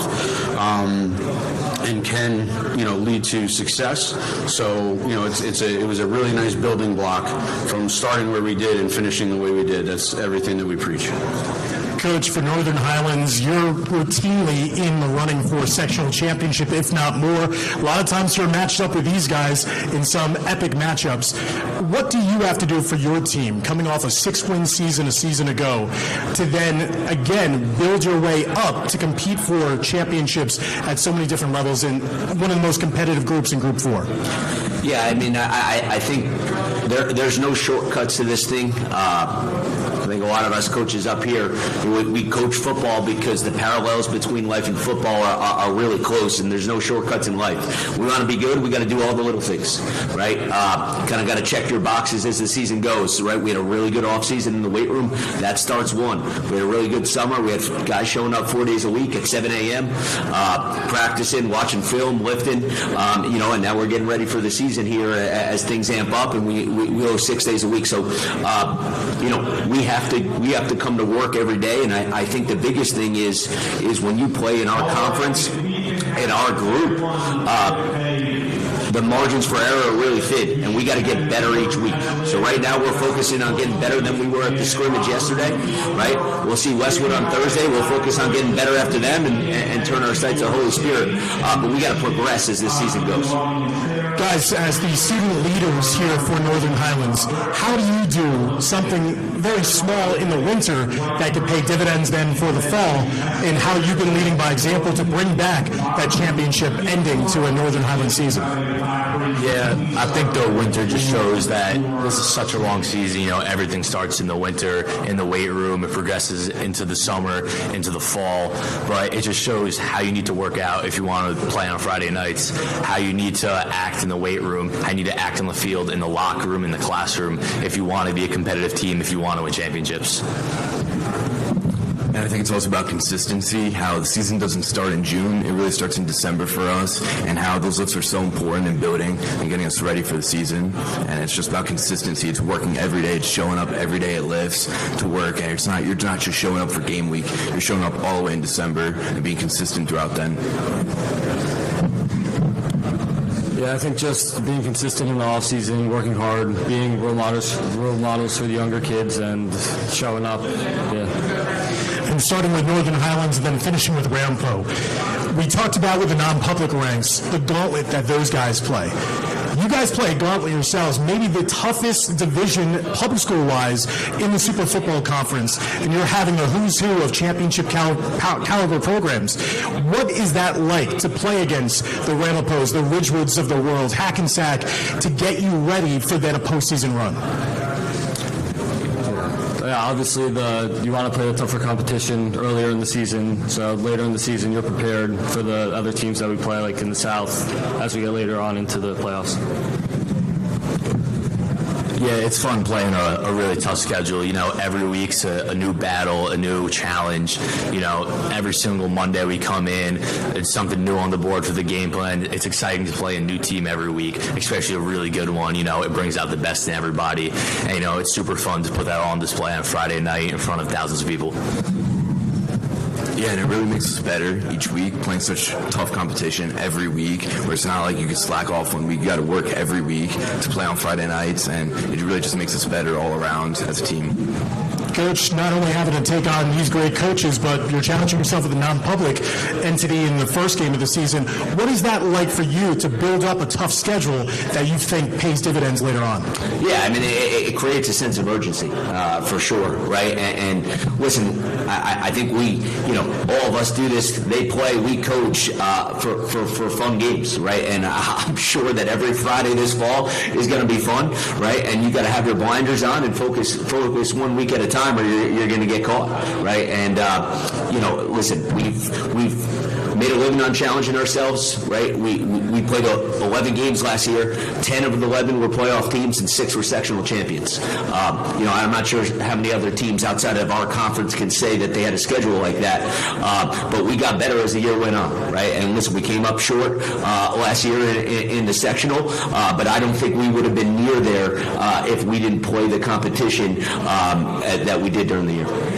Coach, again, playing the who's who of public schools, how has that helped Ramapo as a program?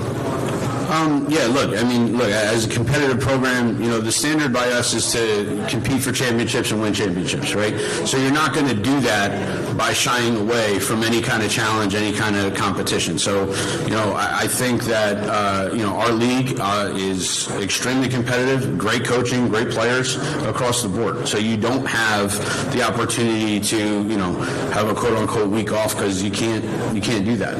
You have to attack the process every day, getting better and challenging yourself, as a coach, as players, and as a program. Like Coach Court said, you look at the opponents we have. Multiple sectional champions, state champion on our schedule. Look, again, you got to put the work in. There is no shortcuts, and you have to enjoy the process of playing the best week in and week out. If you embrace that challenge, and good things are going to happen. But it does prepare you to go into the postseason facing great competition, and you can make a run if you're used to competing, since day one. And for the players from Ramapo, again, what is that like, getting to go against the who's who of New Jersey high school football week in and week out? That's got to be a thrill. I think we know that we definitely have a target on our backs. We're circled on every team schedule, and we're going to get everybody's best shot. So it definitely prepares us to, progress in the season and go into the postseason and give everybody else our best shot, and just do our best we can to progress and win a state championship. Yeah, like Coach said, I think playing these tough opponents earlier in the season makes it easiest for us towards the end of the season and in the playoffs to play these harder teams from the south and up north. So yeah. Yeah, well, I know for as long as I've been in Ramapo, we've never had an easy schedule. It's always kind of been, the best of the best we're getting, these best public schools, and it's a good matchup every week, and we're just looking forward to the challenge. Well, thank you very much, guys, for the time here today. It's always fun, like I said, getting to cover both of your programs. And I look forward to a big season for both of you guys again, and hopefully championship endings, all right? Thank you. Thank you. Thank you. All right, next up over here, guys, it's going to be Dover, Jefferson, and Lakeland. Dover, Jefferson, and Lakeland, come to the stage. You guys can go to the escalator. I think they're going to be doing tours of the field. Dover, Jefferson, and Lakeland here on the stage to start off. Great job. So awesome to have that program.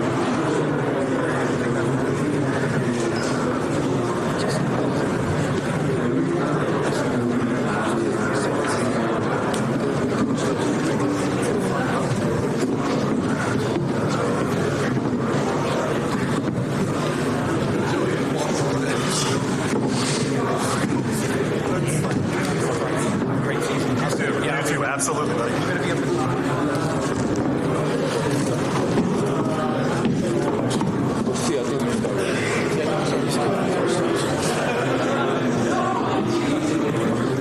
All right, Dover, Jefferson, and Lakeland right now. Union City, Westwood, Pascack Valley, you can take a seat as you'll be up afterwards.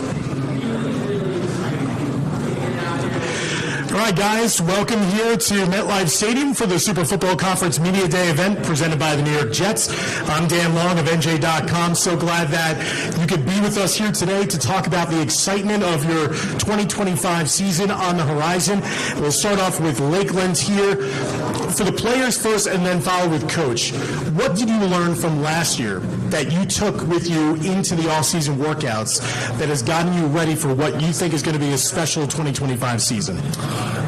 Leadership, mostly. We had very good leaders last year, and just brought us in how to lead the incoming team, and it's getting better.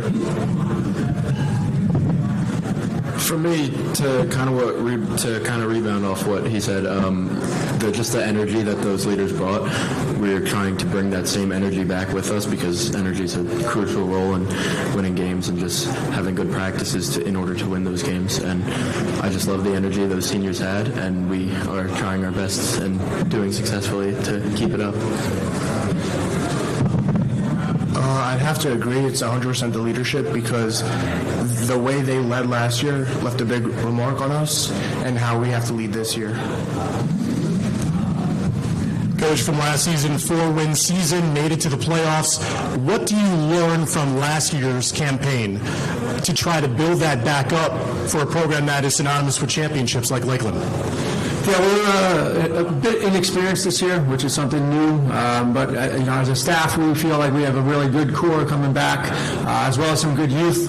And we have been coaching them up. They've been working hard on a daily basis. We've had a good scrimmage yesterday, and we're just looking to take it day by day and improve. And the competition is really bringing the best out in each of these guys. And for Jefferson, for you guys last season, 3-win campaign, but you built on the momentum of winning that consolation game to end your campaign.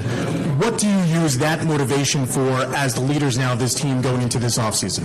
So with that 3-win season last year and that consolation game win, we're trying to build momentum, like you said. It definitely got us energized. Last year we were a young team, but this year we got a lot of our returners. We were only losing like 2 seniors last year, so it's really nothing crazy. It's the same team, but we're trying to bring back the same tradition back from 2022 when we actually won a state championship, and then 2023 when we went 7 wins. So we're trying to bring that tradition back. Yeah, we're just using that consolation game as kind of to show what we want this season, end that season with a win, because that's what we want to do this year, win. And then 3 wins, it's just we're going to have that fuel us. It's been fueling us all off season. We're just ready to get back with a winning record. We use that consolation game as motivation for this year. Actually, no one wants to be in a consolation game at the end of the year. Everybody else is in the playoffs. It kind of makes you sick. It makes us sick, and the rest of the players back at home too. We're just going to use that as motivation to look back on what we did wrong last year to know what we can improve on this year. Coach, how much of an adjustment has been made with the coaching staff of looking at what worked, what didn't work last year, and then trying to make those adjustments in the offseason? I think with the coaching staff, what we've tried to do in the offseason, a little less focus on X's and O's and just reminding our players of the tradition of Jefferson football. It's a proud program. It's a winning program. And we've had some lean years the past few years, but we're trying to just get the players to understand what it means to put on this jersey, what it means to play Jefferson football, and they've bought it. We've had an excellent winter weight room program in the summer. We've had the most attendance we've had in the past few years. These young men coming in at 6:30 in the morning, everybody just buying in to what it means to play Jefferson football and just really dedicating themselves to bringing us back to where we should be as a program.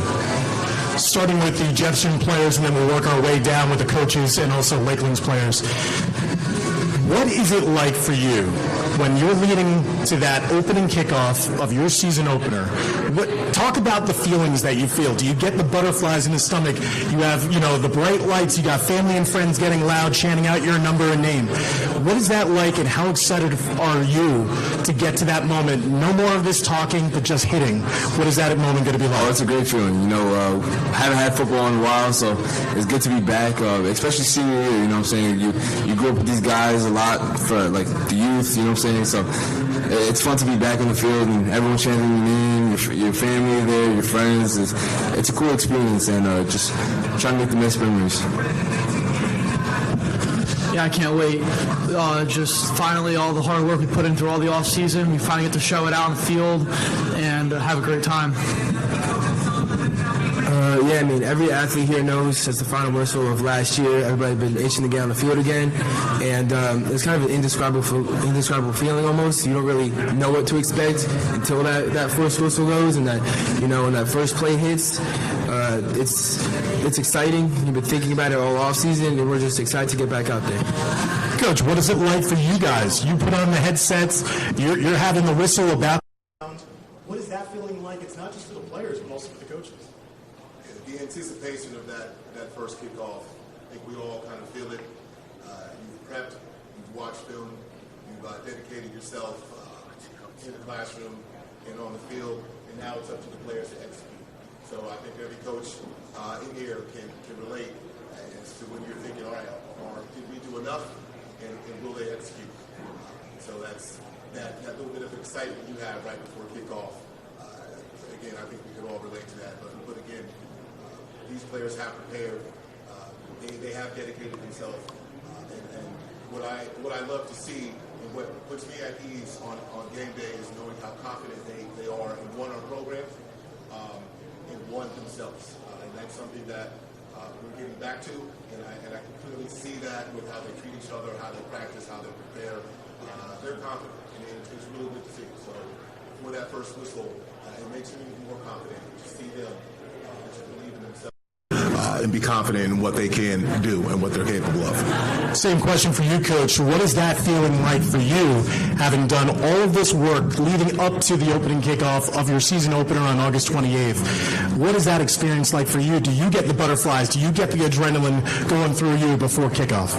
Yeah, look, we're all competitors, and so you get excited when the games start to count. Scrimmages are great. This preseason is fantastic to prepare our guys, but once that ball is kicked off, all that preparation is, in, and now we're excited to see our guys make some plays, on Thursday, the 28th. And guys, for you, what is that excitement like building up to this chance now to be the leaders of Lakeland football and to get ready to get your chin straps on and get ready to go in that season opener? Honestly, the way I see it is just you got to learn how to love the nervous. You got to learn how to love the nerves, and there's no doubt you're nervous before a game. You got guys throwing up. You got guys stretching extra because they're getting tight, and you just got to learn how to love being nervous because that's what drives you to win games. You got to go in with a winning attitude. You got to go in with confidence. Yeah, I think I'd be lying if I said I didn't get those butterflies on Thursday and Friday nights, but I think that's what makes the game so special and so fun to play. Yeah, you definitely get a little nervous, but you just got to use that as fuel. And it's after that first hit, you're not really nervous anymore. And you just got to use that for aggression and just play. Well, guys, thank you so much for joining us here today to preview what's going to be a fun season for you guys. Stay healthy, have fun, and good luck out there in 2025. Thanks, guys. Thank you. All right, up next, Union City, Westwood, and Pascack Valley. And then on deck is going to be Hudson Catholic, Morris Catholic, and Vernon.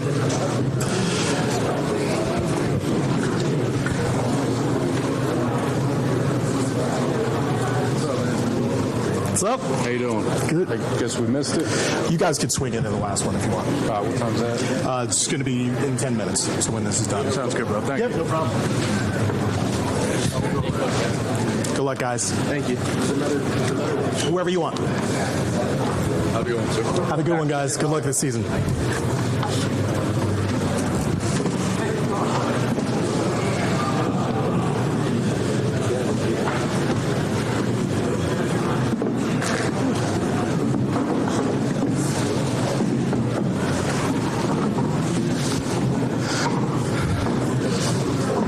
All right, guys.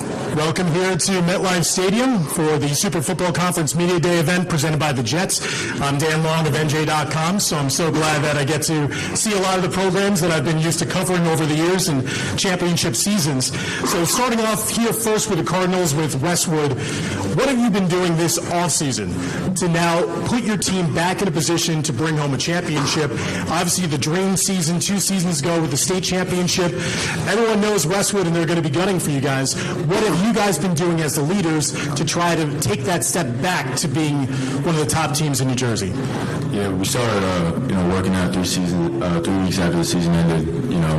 Really been taking that weight room seriously. I think we've took it to another level this offseason. Getting all the young guys and a lot of leaders coming back. So, in terms of offseason, the weight room's been a big priority because, 2 years ago, we did win the state championship, and we remember how important that weight room was. I think we really preach that championships can be won in the weight room. So, take it in the weight room and take it day by day out on the field. Yeah, like Steve said, the weight room, it's a big part, but it's important, but also being out on the field, practicing, having the knowledge of all the coaches, studying film, all big parts of what we do in the off season to propel us forward for the next season. Coach, same thing. What do you learn from last year's campaign after obviously a dream start to your career as the head coach 2 years ago? Yeah. Well, yeah, we can sit here and talk about that for however long we want to, but it's nobody really cares anymore. Not that it's not history for our program. It's a great thing to compare ourselves to, but we're not expecting these guys to be anything other than themselves. So the 2025 Cardinals is going to be how much work they're willing to put in, which so far has been tremendous since January. Even before that, losing that game to Shabazz was a tough loss at home. And we've been doing a good job using and harnessing that energy in the weight room in our June and July campaign, and now in August. For Pascagoula Valley, you guys had an outstanding season a season ago, 10 wins, but you came short of what your ultimate goals would be as champions. What did you learn from last year to put the Panthers back on the map, and what do you do now as the team leaders to take that next step to try to get to greatness of a sectional state championship? What we learned last year is we can't be complacent. I feel like once we went up against Otapan, we thought we were kind of too good, and we kind of looked down on them. This year, we're not going to do that ever again. We're working really hard in the weight room. That's a big thing this year, weight room, getting faster and getting more conditioned because, we got a tough schedule this year, and I know we got a lot of young guys coming up and just getting ready for the season. I think we have to continue not to overlook any teams. We've been doing really good this offseason in the weight room. Also, in the film room, we got to look at the mistakes you made last year, make sure you can't make any of those mistakes again. Going into senior year, you got to play with no regrets. Can't make any mistakes. It's your last shot at it. Giving it our all in practice and really just going hard at everything we do is a big thing, and just not stopping, just going hard every play. And Coach, now taking over this program, how do you mold it into what you're expecting after this program, again, enjoyed a 10-win season? Most schools would die for that, but how do you then lead them to the next level to be a championship team? Yeah, again, it does start in the weight room with us, and I just see the energy in there, and the kids work really hard at everything they do, and it spills over out into the practice field. You can see that they're hungry. These kids want it bad, and every rep, every play is 110%, so it's kind of holding them back a little bit because they're ready to go, and they are working really, really hard. They want to get, they want to go better than they did last year. They want to take it to the next level. Coach Valdez, history in the making. Obviously, last season you won that sectional championship. You made it all the way to the group final. What do you now see with your team getting over the hump? How do you keep them hungry where, hey, that's not good enough. We're turning the page in a brand new season. We're going to bring home the Group 5 title this year. Well, they all understand that there's a certain standard. So, as far as, external motivation, it doesn't really exist. There's a standard every single day. Yes, they are to work hard and pay attention in meetings and, all the other things that coaches and players say. But just to reach that standard every day, and as human beings, it's impossible to be perfect. So you got to, come back from your imperfections and learn from mistakes and, be able to be criticized and coached hard, and they all understand it's tough love. But at the end of the day, that's it. Just reach your highest potential and meet the standard day in and day out. Guys, you got a taste of a league title, a sectional title last year. You got a chance to play at the home of Rutgers for a state championship. What did you learn from last year, and how do you make that now a championship ending this year as the leaders? We just try to continue what we did last year. I feel like the leaders last year, they showed us how to fight through adversity and win football games, and I feel like we just have to carry on what they did and what they showed us to get to where we want to be. Yeah, bouncing off what he said, we just keep raising the standard, doing what we got to do, and yeah. I think holding each other accountable every day, mistakes, meetings, it's really a culture here. So it's like we're just going to follow that culture every day. So that's what we're going to bring to the table. And starting here with you guys in Union City and working our way down to Westwood, what do you want your legacy to be as some of the leaders of the Union City football program? What do you hope that from this season fans, family will be able to say about you as a player, as a leader in years to come? that we just do the little things right. We hold each other accountable, like I said, and we hold that culture. Wearing the right shirts to practice, wearing the right shirts to weight room, just the little things, and just carry on, and that will like drag onto the football field, and just doing the little things right, and just holding each other accountable every day. Yeah, just bringing that energy, and yeah. Well, I feel like us just like picking off back of what my teammates said, just doing everything right, trying to do the little things right, proving to everyone that we could do what every other past team has done before, and we could do it better. Coach, what makes these three guys so special as the leaders of your program? I think they all bring a unique sense of leadership to the team. Whether Khalil doesn't say much, but every single rep is full speed, and he makes plays. He's clutch. Same thing with Xavier as the leader of the offense. He makes sure he holds those guys accountable and holds them to a high standard in everything that we do day in and day out. Adrian being a 3-year starter at center, he pretty much could probably coach the offensive line. So he does a great job of getting everybody in place and making sure the younger guys learn how to prepare, how to watch film, little things, behavior, all of those things matter when you've been there and done it before, so and as far as the question, as far as the legacy, like I tell these guys, the most important person is the guy you look at in the mirror. People are going to make their assumptions, they're going to say what they want, they have opinions. The first person you have to please with your effort and your energy and everything that you do is that guy in the mirror, because you can't lie to him. So that's most important, that they make sure they do what they have to do. Pascagoula Valley, for you guys, what do you want your legacy as leaders to be for this Panther program when this season is over? We obviously want to be champions. We want to be the guys that gave everything they had. Sectional championships is cool and all, but that's obviously not the goal. Obviously, the state championship is where we want to be at. We have the guys to do it this year, and it's going to get done. We just got to keep working hard. Just keep it up. The same thing. We want to win it all. Kind of want to be remembered as the best team to come through Pascagoula Valley, and we just want for kind of like the younger players to know, like, hey, this is what we have to become. This is the level we have to reach to be the team to win it all. Like Sean and Kai said, we got to set the standard for all the other teams, and we got to show that we're the best team in Valley history. Coach, what makes these three guys so important and special to your team's success this year?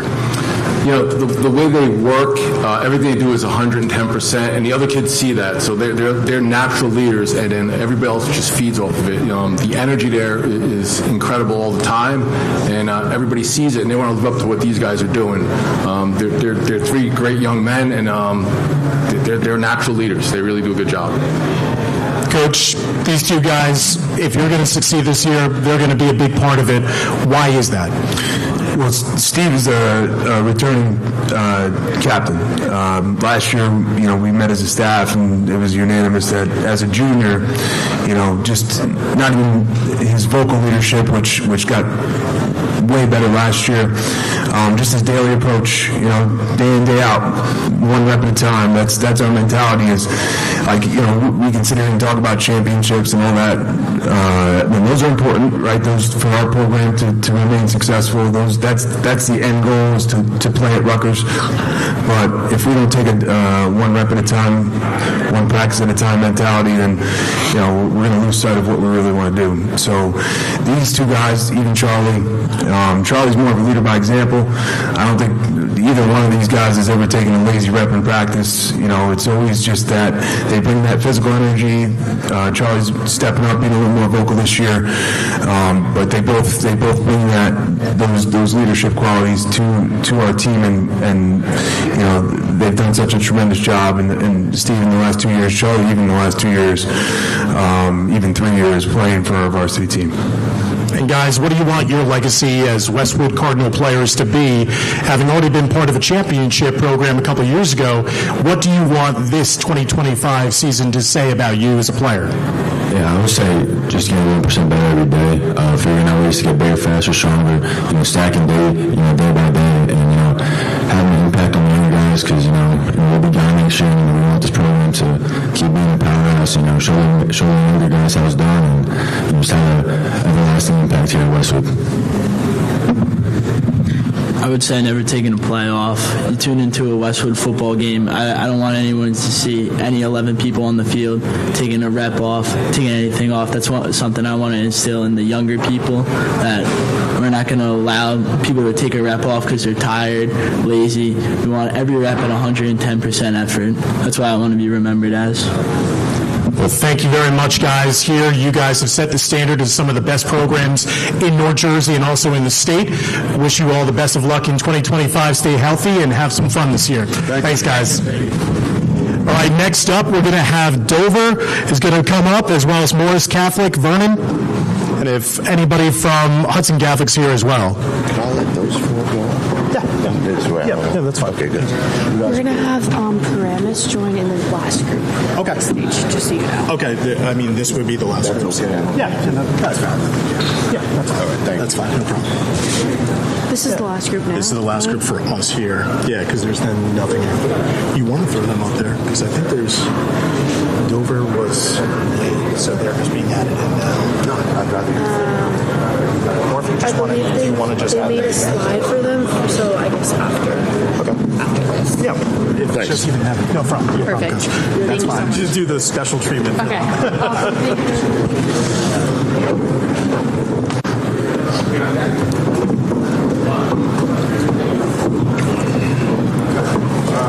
Good luck, right? All right, guys, welcome here to MetLife Stadium for the 2025 Super Football Conference Media Day event presented by the New York Jets. I'm Dan Long of NJ.com. So glad that you guys can join us here to talk a bit about that excitement that is around all of your programs heading into the kickoff of a brand new season here in 2025. And starting down on that end with Dover, coach, and then your players, how excited are you for the start of this new season? What have you been doing in the offseason to get ready after trying to build off of that 3-win campaign a season ago? So last year obviously didn't turn out the way we wanted, right? We lost a lot of close games. So we've been working hard all off season, putting in the work, putting in the effort, the intensity, the energy, trying to get up to that point where we want to be. It's been almost a decade since Dover's made the playoffs and 2 decades since we've won a playoff game. So we're trying to change the culture, change the mindset, and get Dover back to that winning football that I knew growing up. Obviously, like Coach said, last year, obviously, it didn't turn out the way we wanted it to. And it's just kind of learning, from the mistakes we made last year, and, fixing that throughout the off season, throughout, camp, and just trying to turn those losses, those few mistakes that we had, correcting them so that instead of having 3 wins, we can have 7, 8, however many wins that we need. Yeah, I think we could change that by our motor. So usually we start off our games really slow, and then we pick it back up. But if we start our games strong, most of those games we would have won. We ended up losing because we started off really slow, man. Honestly, what I'm most excited about for the season is we get to play all the teams that we played last year. Obviously some of those games didn't turn out how we wanted it. But I think with the team that we've been working, we've been in the field, in the weight room consistently, I think things could turn out very different this year. And we have a younger group of kids. They're gonna still be playing next year. There's only so much few seniors, so I'm really excited to see what they could do. Continue to be watching them next year too. Coach, and then your players for Vernon, what is the excitement like around around the program after having a season ago for the Vikings where you had a 4-win season. How do you get pumped up for the start of 2025 and build off of what maybe you had last season and then coming into this new year with a fresh start and a new coaching staff? Yeah, absolutely. I mean, we have 90 kids on our roster ready to go. We recruit the school well. We got kids ready, wanting to play Vernon football. It's back on the map. But we talk about what can we control every day in practice. What can we control in the film rooms? We call them controllables. If we can do our controllables, trust the process, 1% better every day, that success will come on Friday nights. But, you have to in anything you do in life, you have to put the work in order to have success. Guys, for you, as Vernon players, how excited are you for the start of this season as the leaders? I'm very excited. Last year is definitely not what we wanted. 4 wins is not enough for us. We're supposed to be a playoff team every year, and it was just unacceptable for us. The leadership wasn't very good, and all the seniors are trying to come back and be better leaders. Yeah, I'm excited to get the season started. We've been putting a lot of work in the off-season, getting a lot of the guys in the weight room getting stronger, faster, more conditioned every day. So hopefully we can have a better season, get back in the playoffs. Yeah, just building off of what they said, just getting better day by day. Guys, for Morris Catholic, you have a 2-win season a season ago. You have a new coach. You have a new sense of destiny on your hands. You're playing an out-of-state opponent to kick off your season. What is the excitement level like in Denville for you guys with Morris Catholic? The excitement level's through the roof right now. New coaching staff coming in, a lot of years under their belt. They know what they're doing. So right now we're just trusting the process and they'll show. Yeah, like Ethan said, we've had a couple rebuild years, the last 2. I think we finally have a coaching staff set in stone. Their experience is unmatched, coming from Roxbury, Par Hills. I think that this wouldn't even be considered a rebuild year. I think that we're just coming for it all this year. We're definitely excited about this upcoming season, and we feel like we have a chip on our shoulder. Just like they said, everybody seems excited. The whole team feels like a real team this year. And I'm just really excited to go out there and play. Starting here with Morris Catholic and then working our way down to Dover, for you guys, what is the identity like to be a football player? What does that mean to you? I know it's a grandiose question, but maybe just specific examples in your life. What does football mean to you and to play football at Morris Catholic? Football has really been a safety net for me, take out some aggression on the field, and we've really been doing that at Morris Catholic these last 2 years, really trying to build a program.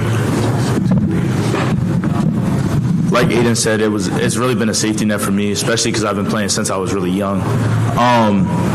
But I think that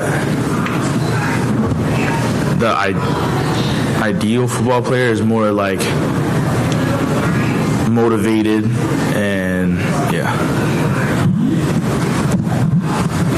I think football players are relentless. Growing up, I was always told that football is one of the only sports where you play in the never-ending heat in June all the way to the snow in October, November. And I think that it kind of forms like this grit inside of you and this leadership that can definitely help you carry throughout your life.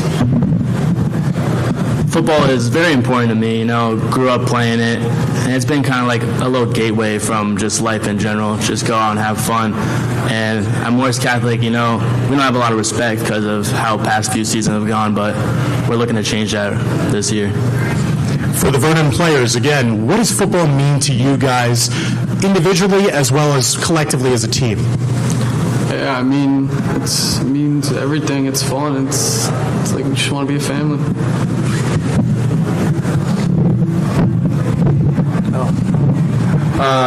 Football means a lot to me. I grew up playing it. I made some of my best friends playing football from the start of first grade, and it's just taught me a bunch of things in life, how to be a leader and how to work as a team.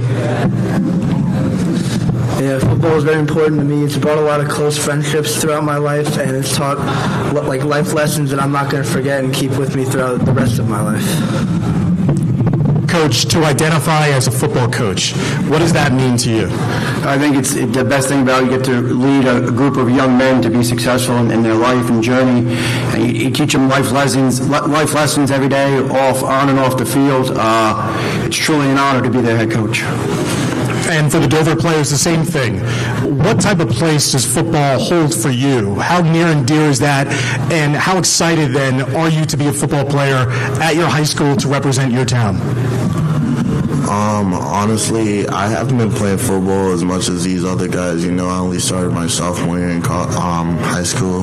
I'm in my senior year going out of high school now. But football has taught me a lot, like maturity, mental toughness, all sorts. And I also made a decent amount of friends playing football. You know, I'm really happy I joined, got a family, second family in football, and yeah.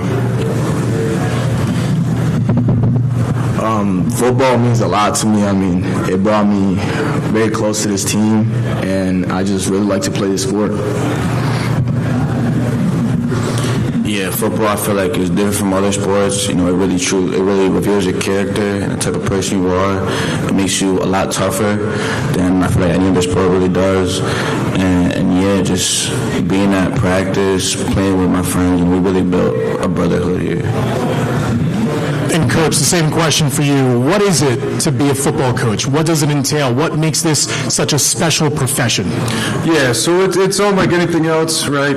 You get to mold and shape a bunch of young men into being better people. Obviously, the wins and losses are nice, right? But I think my impact is more so off the field than on the field. Obviously, the end goal, win a state title every year, right? But if I can make the difference in one or two or all of these kids' lives, I mean that's really what's special to me. Well, guys, thank you so much for taking the time here today. Talk about your seasons, talk a bit about who you are and why you guys are special as parts of the Super Football Conference. I'm going to wish you all the best in 2025 and stay healthy and have fun out there. Thanks, guys. Thank you.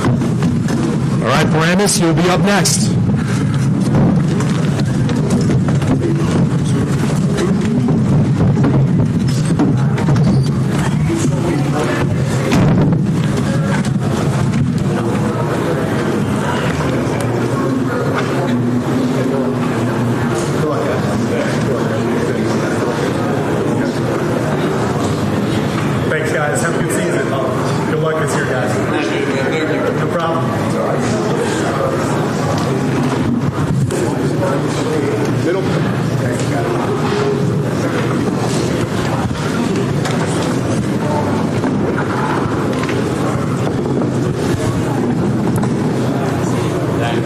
Have a good one, guys. Good luck this year. All right, guys, you get the special VIP treatment here as the only ones on this panel here at the Super Football Conference Media Day presented by the Jets. I'm Dan Long of NJ.com. I'm glad to be able to talk to a sporting program I know well over the years. And to kick things off, guys, what have you been looking at in this offseason that you feel is going to translate to more success on the field? The little things that you've done, I've heard from a lot of different panels throughout the course of the day. As the leaders, how have you been leading by example to make those differences starting in the winter that you think are going to pay off starting next week? I think now we just have guys that are excited to come every day and get better, and I think that's a big advantage for us.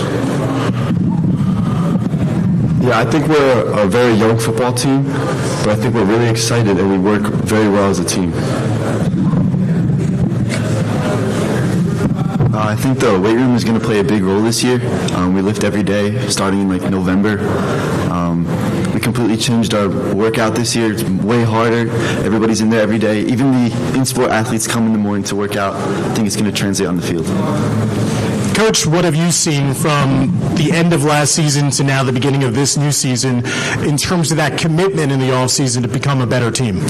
Yeah, I think it's like every one of these guys just said. You know, we're coming off a season last year where we didn't have much success, but it says a lot about these men behind me that, you know, showing up as much as they did and putting the work ethic in as they did and making it harder than it's ever been has proved what these guys really want this year, has proved, you know, the success that they're they're striving for. And, we say, we don't talk about it. We let our actions prove what we really want, and they've really stepped up to what we've asked them to do.